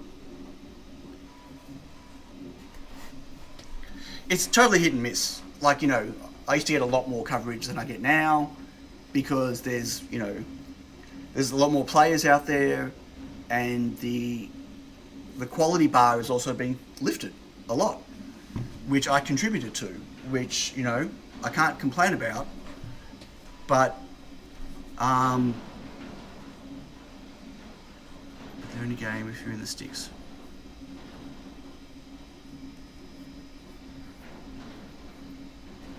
Right.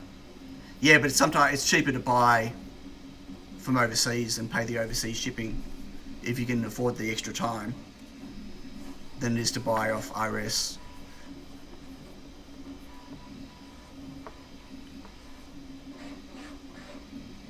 Thanks, Andy Mouse. I appreciate that. I'm glad I did as well. I didn't want to, as I said, I think I didn't want to talk about this. I've been hiding it for a long time. I didn't want to talk about it. But then my only other option was to stop streaming.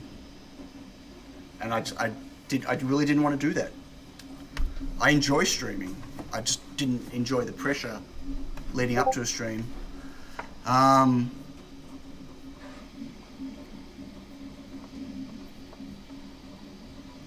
Thanks, Gaston. Yeah, I gotta stop framing it in my head as pushing through,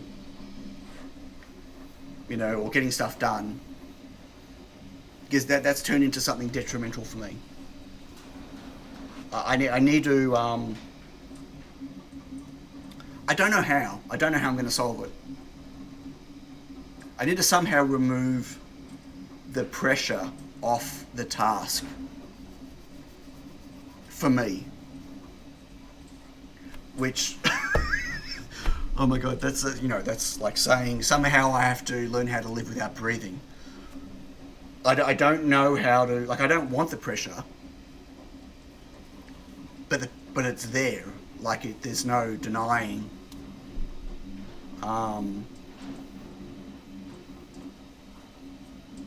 Yeah.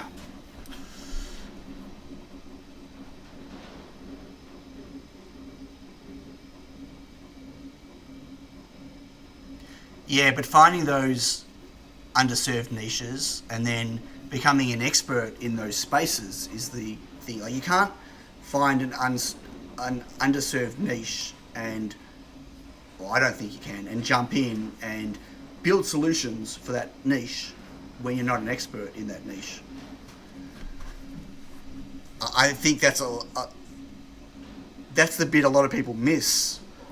I'm not saying I'm an expert in anything, right? But seeing a niche and making a solution for a problem that you don't understand is, you know what I mean? Like, that's a solution looking for a problem. Yeah, it takes a really long time, and you need to become a real. Now, we made a device for off-road motorcycles under a pretty big brand, SV based, which is quite a challenge. Okay.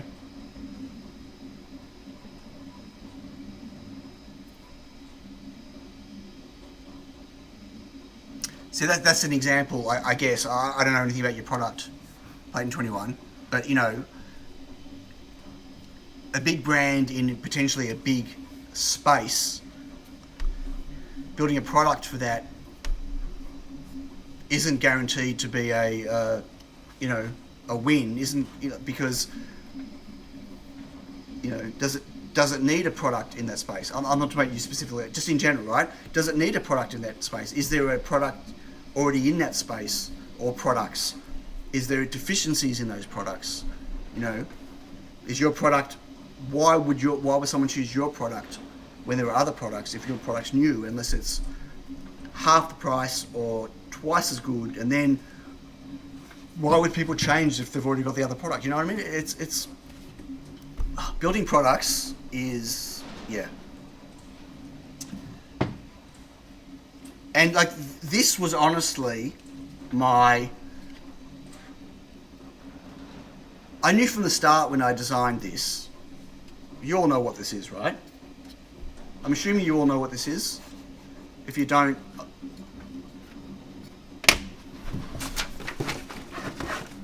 right. I mean, that really, I keep throwing it around in my face.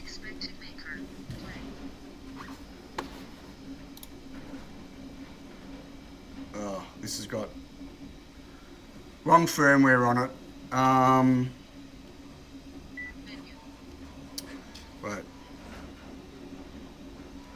Let me turn this off.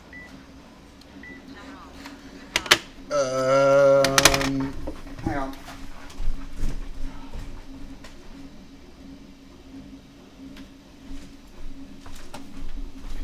So this was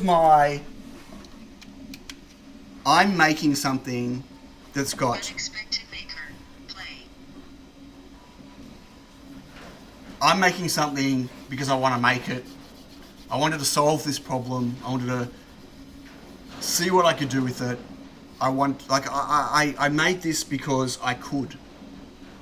My plan, I wanted to first see if it could be done, and then I wanted to see what it could be.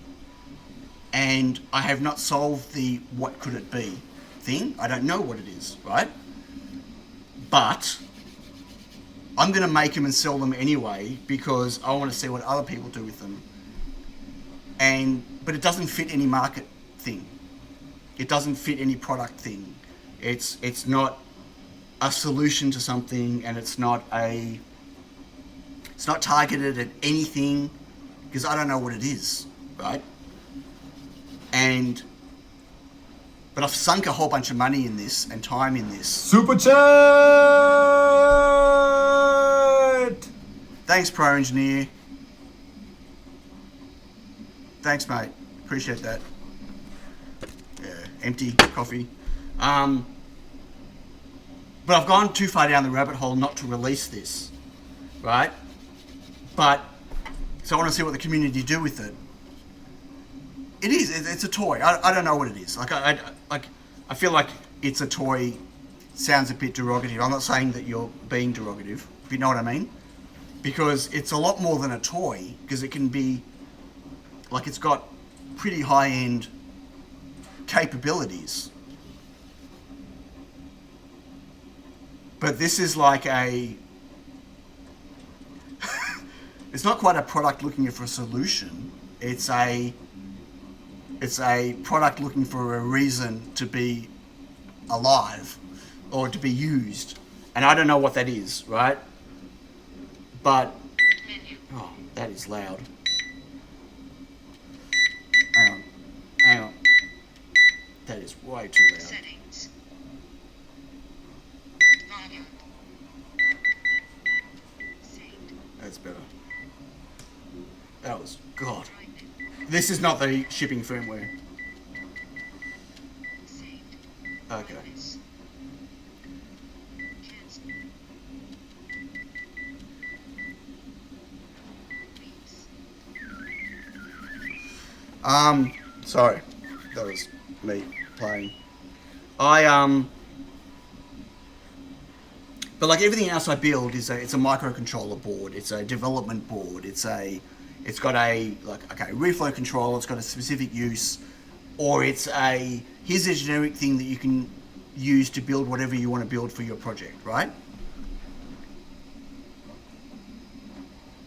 I don't have I'm going to build this product to fit this niche that needs a solution, like, you know, a low volume, high end product. Like, I don't have one of those.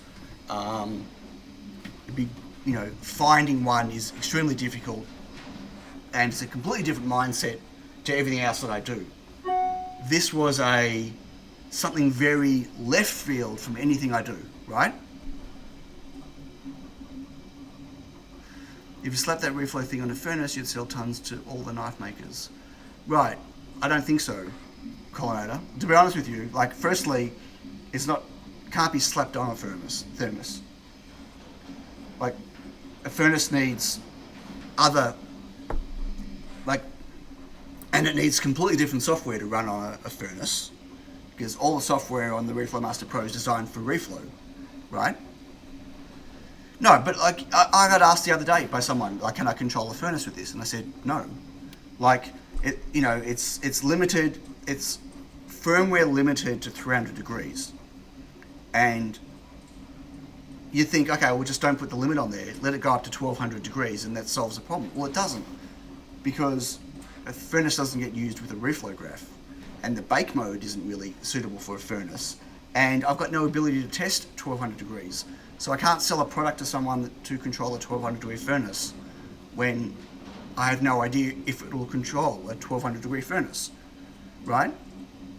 It needs a different thermocouples, it needs different firmware, and it needs me to have the ability to test it and use it on a furnace to make sure it works before I can sell it for that, right? So, and I can't do that. I don't have that capability here, and I'm not going to invest money in a furnace and go down that path. Like, it's just, again, it's another thing to add hardware, pressure, another product, whatever, you know what I mean? You don't see a problem? Anyway.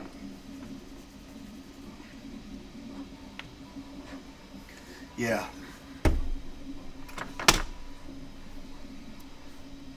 So I have next year. I have plenty of things I need to buy that I have not. I've been very frugal with my spending, very uncharacteristic of me. But you know, it's a whole new field of expertise required. It's also just the confidence of I'm not going to sell something if I have not tried it. You know what I mean? Well, there are people that use my Reflow Master Pro to anneal metal and stuff already.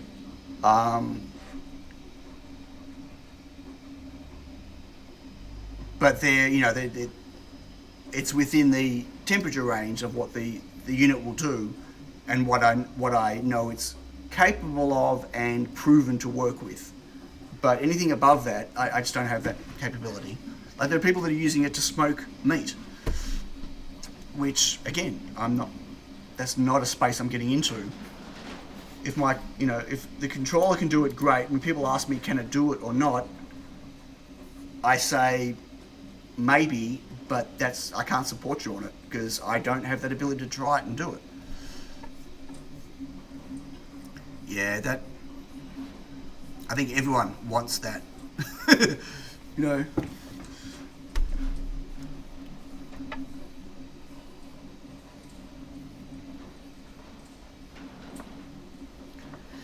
Interesting. See, Christian, so where my head is at right now with this is that what you just said, Flappy Bird, Simon Says, Battleship, whatever, all those things, this thing's going to rock.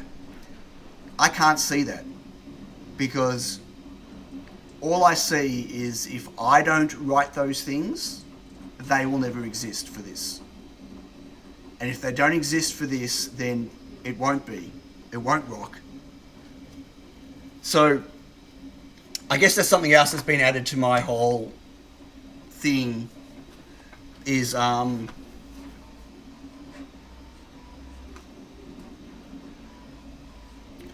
there seems to be, like, chatting with people and people ask questions, seems to be an expectation that Xeon releases the hardware and Xeon has to also provide all the software solutions.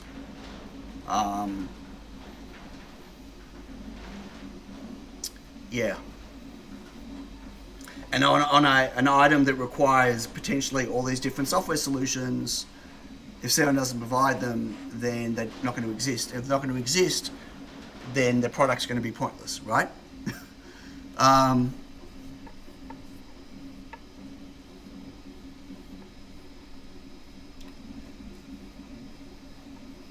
Who's getting into... So I'm just reading backwards.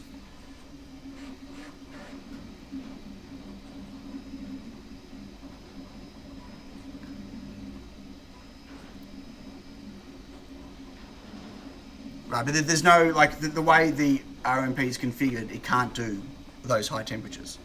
Like, the chips are configured to... You put them in different modes where they can do different ranges at different steps with different accuracies.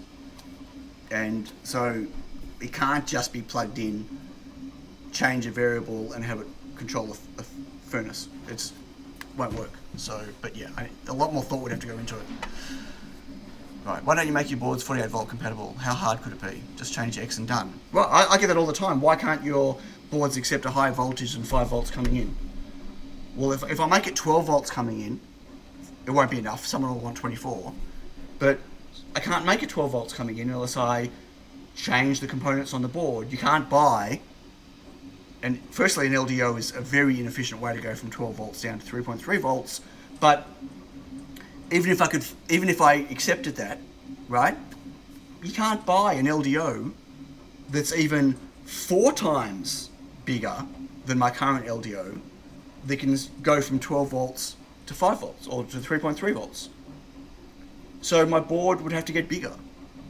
But then it's not compatible anymore. It's not footprint compatible anymore for the random 5 people that want a 12 volt input when most other people don't. You know what I mean? Like, you know, people are really good at thinking about what their exact need is and don't understand why their need's not being met without realizing the consequence for everyone else.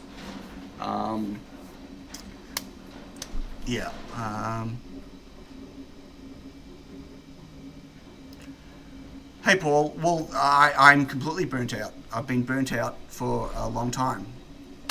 I've been in a continual state of burnout for 10 or more months, which I've been pushing through, which is why I was having this conversation today.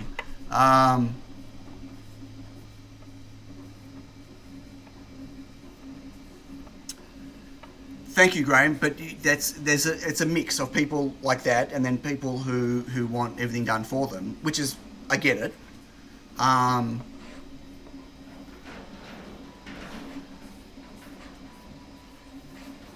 Like, well, not everything done for them, but you know what I mean. They want clear examples on this and clear code for that, and anyway.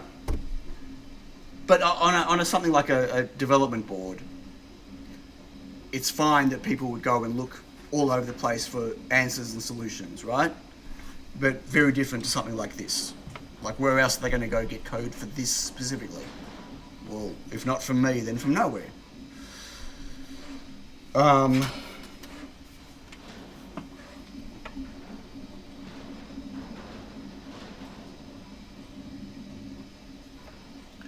Sure, but some of these cheaper boards, which maybe now aren't as cheap as they were, are getting better as well. Like, it's, as I said earlier, the bar's been lifted, which is great for all the people using the boards.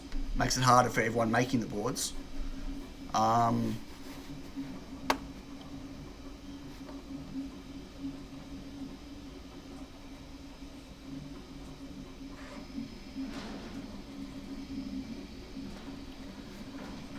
Right, Max, but the fact that it needs to be programmed by someone to be useful for them is a pretty much an instant barrier. I'm guessing here, but an instant barrier to 90% of the people buying. I think 90% of the people buying would look at it and go, that's awesome, I could use this for blah, blah, blah, but I don't know how to do that, so I'm not going to make one. I'm not going to buy one, right? That's kind of my experience with, or my expectation, I should say, with what's going to happen with it. So,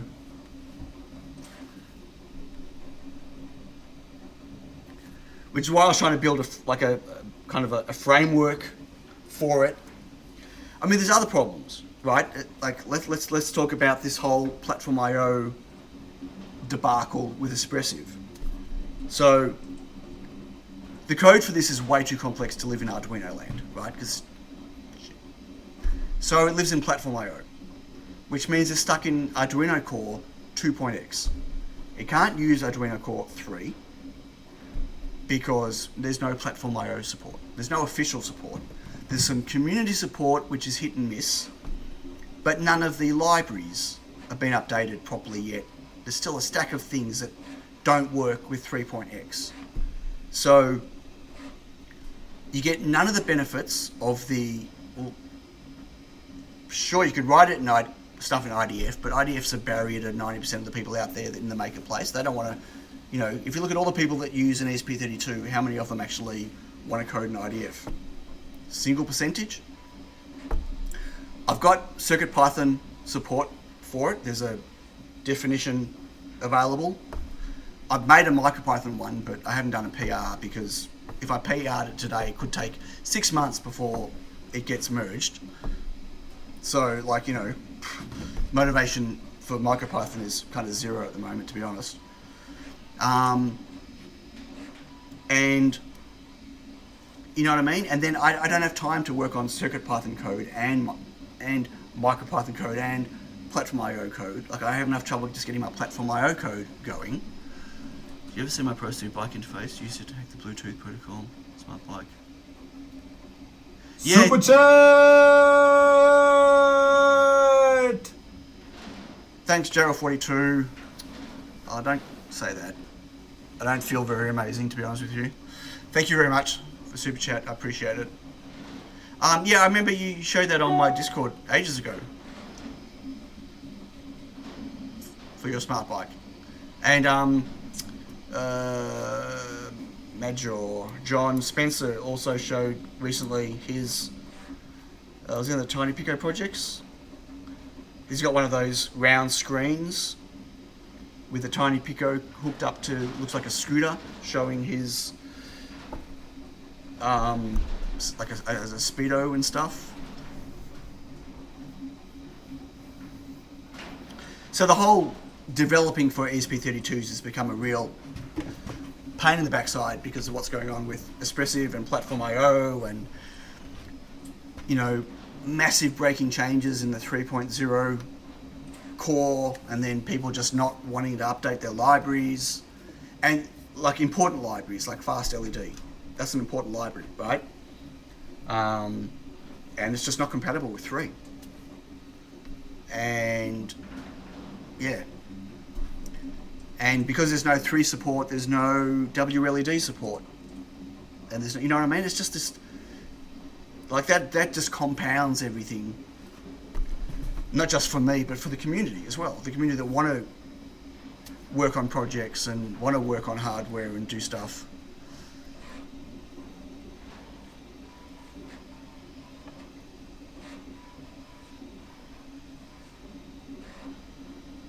See, BLE's come a long way on the ESP32, at least the S3 and C variants and stuff, with the latest IDF and the latest Arduino core, but just not backward compatible, right?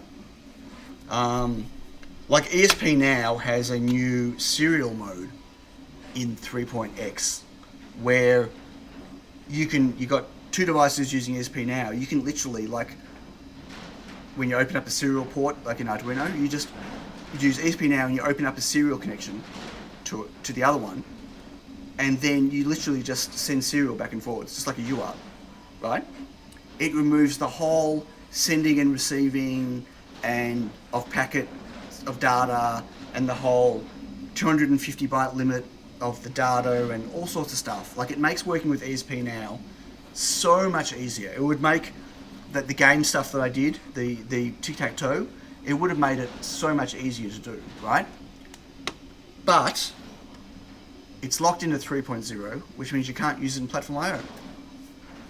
So I can't leverage any of it, right? It's just infuriating. Anyway. Essentially cut and paste and debug. I'm still learning C++. Like, I reckon I'm maybe 10% proficient in C++. And my C++ has improved heaps over the last year, unfortunately. It's just C with lots of curly. Yeah, unfortunately it's not. Yeah, it's an ongoing, forever to learn C++ thing. Big challenge. Yeah, I'd much rather be developing in a higher level language for a lot of my stuff, but it's just not quite there still for a lot of things. Like, MicroPython doesn't have any good, fast, call it NeoPixel support. Like, the NeoPixel support still bit banged, it's not RMT or anything else, which is just a problem. Problem on performance, as well as just, the whole flickering of data, of LEDs and stuff. CircuitPython has got a lot of that solved, but you have to use their APIs that they've got to control the matrix. Isn't really what I want to be doing. So yeah, it's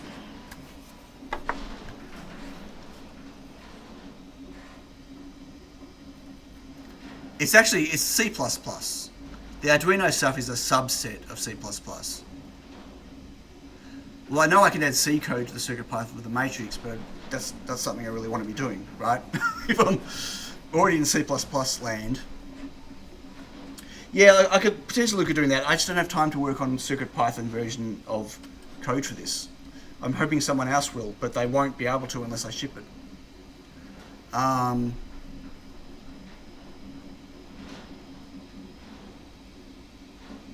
There is C#. I don't know what you mean by a compiled version.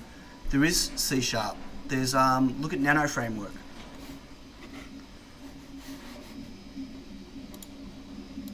Thanks, Gerald42. Appreciate it. Appreciate the super chat. Nano Framework. Yeah. Well, but the support has to be per chip. That's the whole problem. With embedded, you need to have support at the compiler level for all the different architectures, for all the different chips. So, not a trivial thing. It's not like you've got x86 and that's it, right?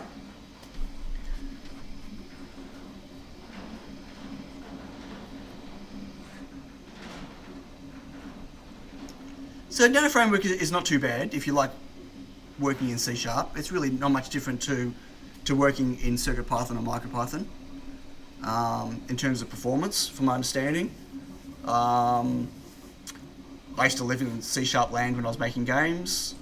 and I don't want to live in C# land at all anymore. But also don't want to be playing with Rust. Like I don't want to be in C++ land, but if I'm gonna be, I don't want to be in C++ land and Rust. Like, so yeah, let's PDP-10.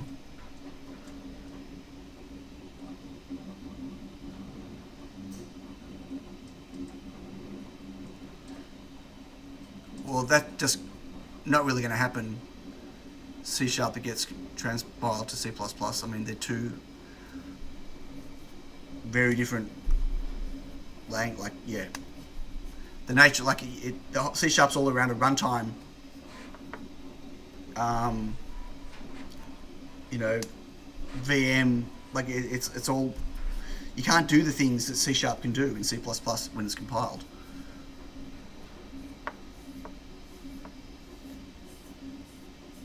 Yeah, wishful thinking. HMS says if you can release the RGB touch next month. I have at least 30 days between jobs to write some games. D. Okay, oh well, it's ready to. I've got 15 ready. I don't, whatever. I'll be back manufacturing them the end of this week. Like I should have 30 ready that I can just ship.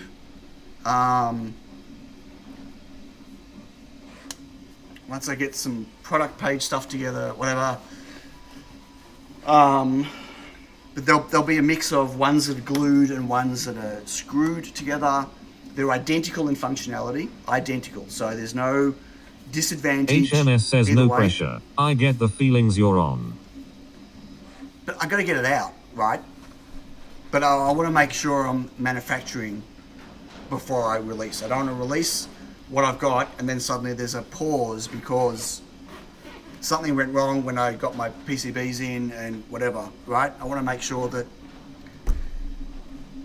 I want to have my first batch manufactured. Like you can hear the printer going right now. I've been printing cases. I've been printing the diffusers. I've got a stockpile on my desk down there of all the parts I need. That once I start making the panels, making the boards, screw them together and they're done, right? I just want to get to that point. Hey, Milosh, yeah, you missed the fun. Missed the fun. Quick summary, I'm not going out of business. I'm not disappearing. It was close. But I have some pretty big challenges, tackles ahead.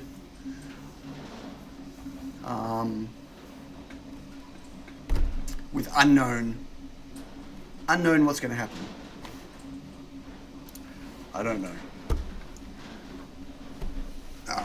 Yeah. Okay.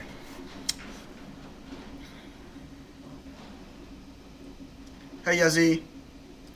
What? Lucky you signed back in to hear that I'm not going out of business.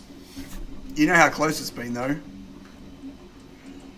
Not the going out of business, just the I don't want to do this anymore conversation.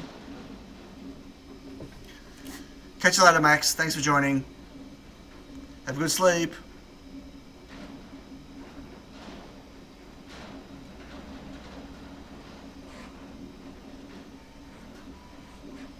I think MCUs are getting fast enough with enough RAM these days that doing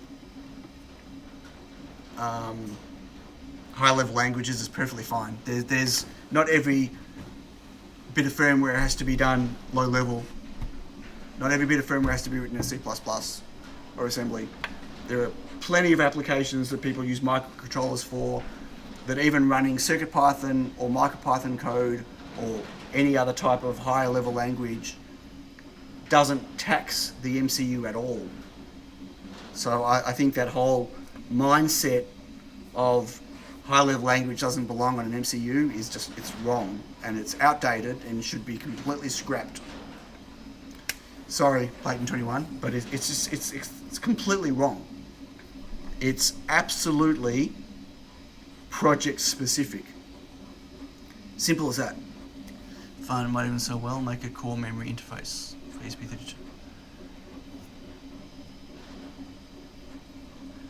what? But I don't know.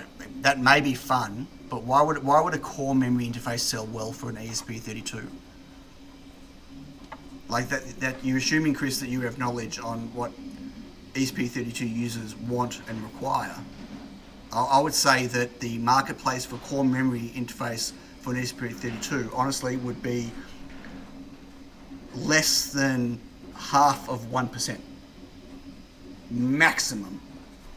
If you could even find those people. So, but yes, you're right, it might be fun to do. I'm not up for another challenge right now. Like I'm struggling with the ones that I've got.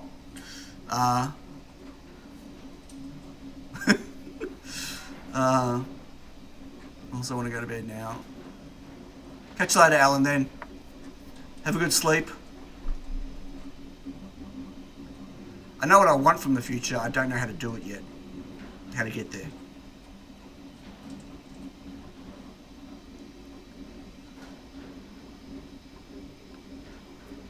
I don't know why you're asking me, Chris.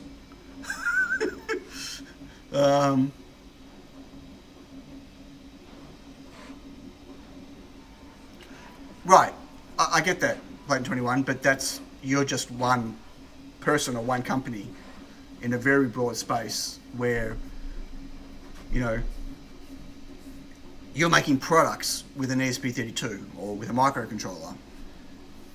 The people in the makerspace who are just tinkering, doing whatever, they're lighting up NeoPixels and they're getting to the web and they're doing, you know what I mean? They're like not even using 10% of the core in an ESP32, hardly touching the amount of memory they've got available to them. So, you know, not as important. Core memory, just like my grandma used to knit. Very good, Paul. That's actually kind of funny, because that's actually what it looks like. Hey, Andy. Good to see you, mate. I hope you're well. Wave, hello. Right, so that's exactly it. Lighting, doesn't matter even if there are 1,000 of them, right? Like lighting, like controlling NeoPixels from a teensy 4.1 is like you could have it do exactly the same thing with an 8-bit microcontroller and it would probably work just as good, almost as good, right? That's the whole point. People are using overkilled hardware for menial tasks, which is absolutely fine if that's the hardware they've got. There's no problem doing that, right? But as I'm saying, like, you know, that could be running in any language as slow or bad with memory management as you could ever imagine, and they still wouldn't even be taxing the microcontroller. God, good, what? Who? Andy's all God there, yeah. God mode. Okay, so 4096 LEDs, maybe not. That's what I said, depends on how many LEDs you're running. Though you shouldn't be doing them as one street, you should be doing multiple. Anyway, or whatever, okay. I can't run a web interface on my 8. That's true, but you can run a web interface in, for instance, MicroPython using, what's it, web, the one by Miguel Grinberg. His web, it's like a cut down version of Flask, right?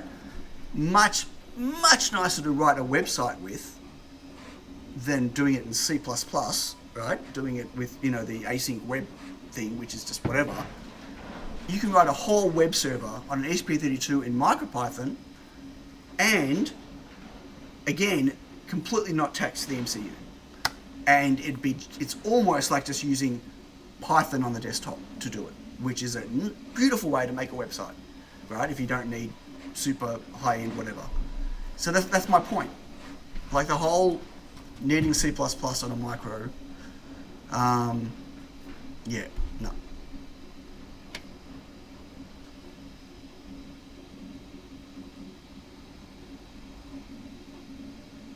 We just want separate strings because of the huge... Right, but the powering them is separate to the how many strings. Strings is just the communication, like how fast you can update them all if they're longer strings. Peak micros aren't as popular as they used to be, seems a shame. There's Microchip just released a whole new range of pick micros. They got their new 64-bit ones. I don't know if Julian's still on here, but Julian is still playing with pick micros. There's I think I saw an announcement recently that they're one of the first to release 64-bit micros, and they're using, I think they're either part of the pick family or part of, I don't know what family they're part of, but I'm pretty sure there's some that they were pick something. Or is it just RISC 5? But they're still pick. How they, I don't know. Okay, I don't know. I don't use pick stuff.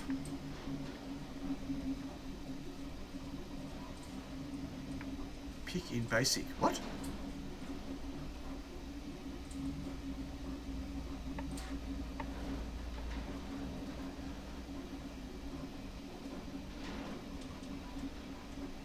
Okay, I don't know. Okay, folks, I think I'm going to wind this up. I appreciate you all listening. The key takeaway from this for me is I don't have to now fear stream days every week, which, to be honest, I was. You don't have fans, you don't have followers, you have a community, and we'll support you through. Thank you, Graham. Thank you very much. Still very popular. A lot of consumer products still use them. Yeah, I think like they're still making the old picks, like because of this. There's such a big install base and support base. But anyway, let my hair down. I'd like my hair to shave it all off. Yeah. I'm going to try not to be here on the weekend, Peter, but we'll see. If I am, I'll let you know. You're always welcome for a visit, you know that. Always have the kettle on. How's that polar fire stuff going? Polar fire. That sounds familiar. What is that?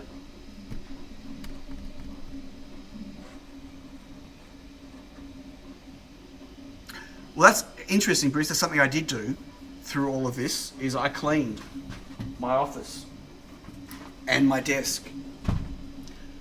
Might not look like it right now, but it's like I did a lot of cleaning and tidying and threw a whole bunch of stuff out. It's kind of therapeutic. Yeah, but that didn't give me as much of a lift as I thought it would. So thank you, Quindor. I will. What are the takeaways from today's stream? We're getting takeaway tonight, are we? Yes, for dinner? Is that what you're asking?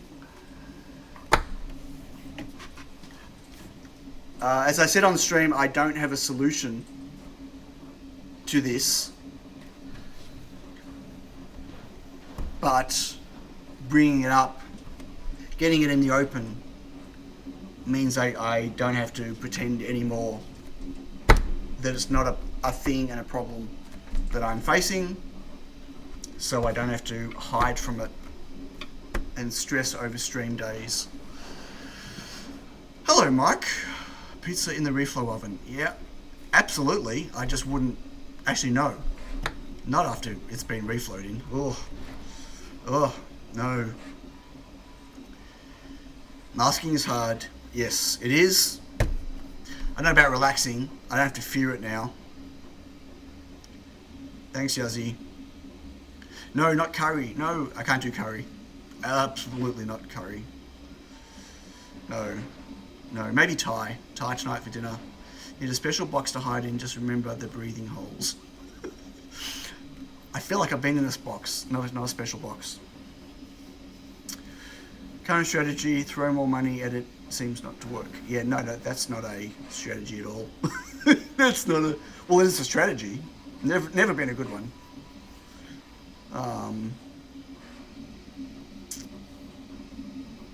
Windmill, 3p. Don't know what that's about. I know. I know I'm not alone. I know this is a common thing. But, so true. I do. I put things in boxes and never look inside them again. So that's the problem. If I put myself in a box, I'm gone. I'll be gone. You'll never see me again. Okay, folks. Goodbye. Thank you. Appreciate all the support and kind words. And I will definitely see you next week unless something drastic happens. And if I have nothing to work on next week, that'll be okay.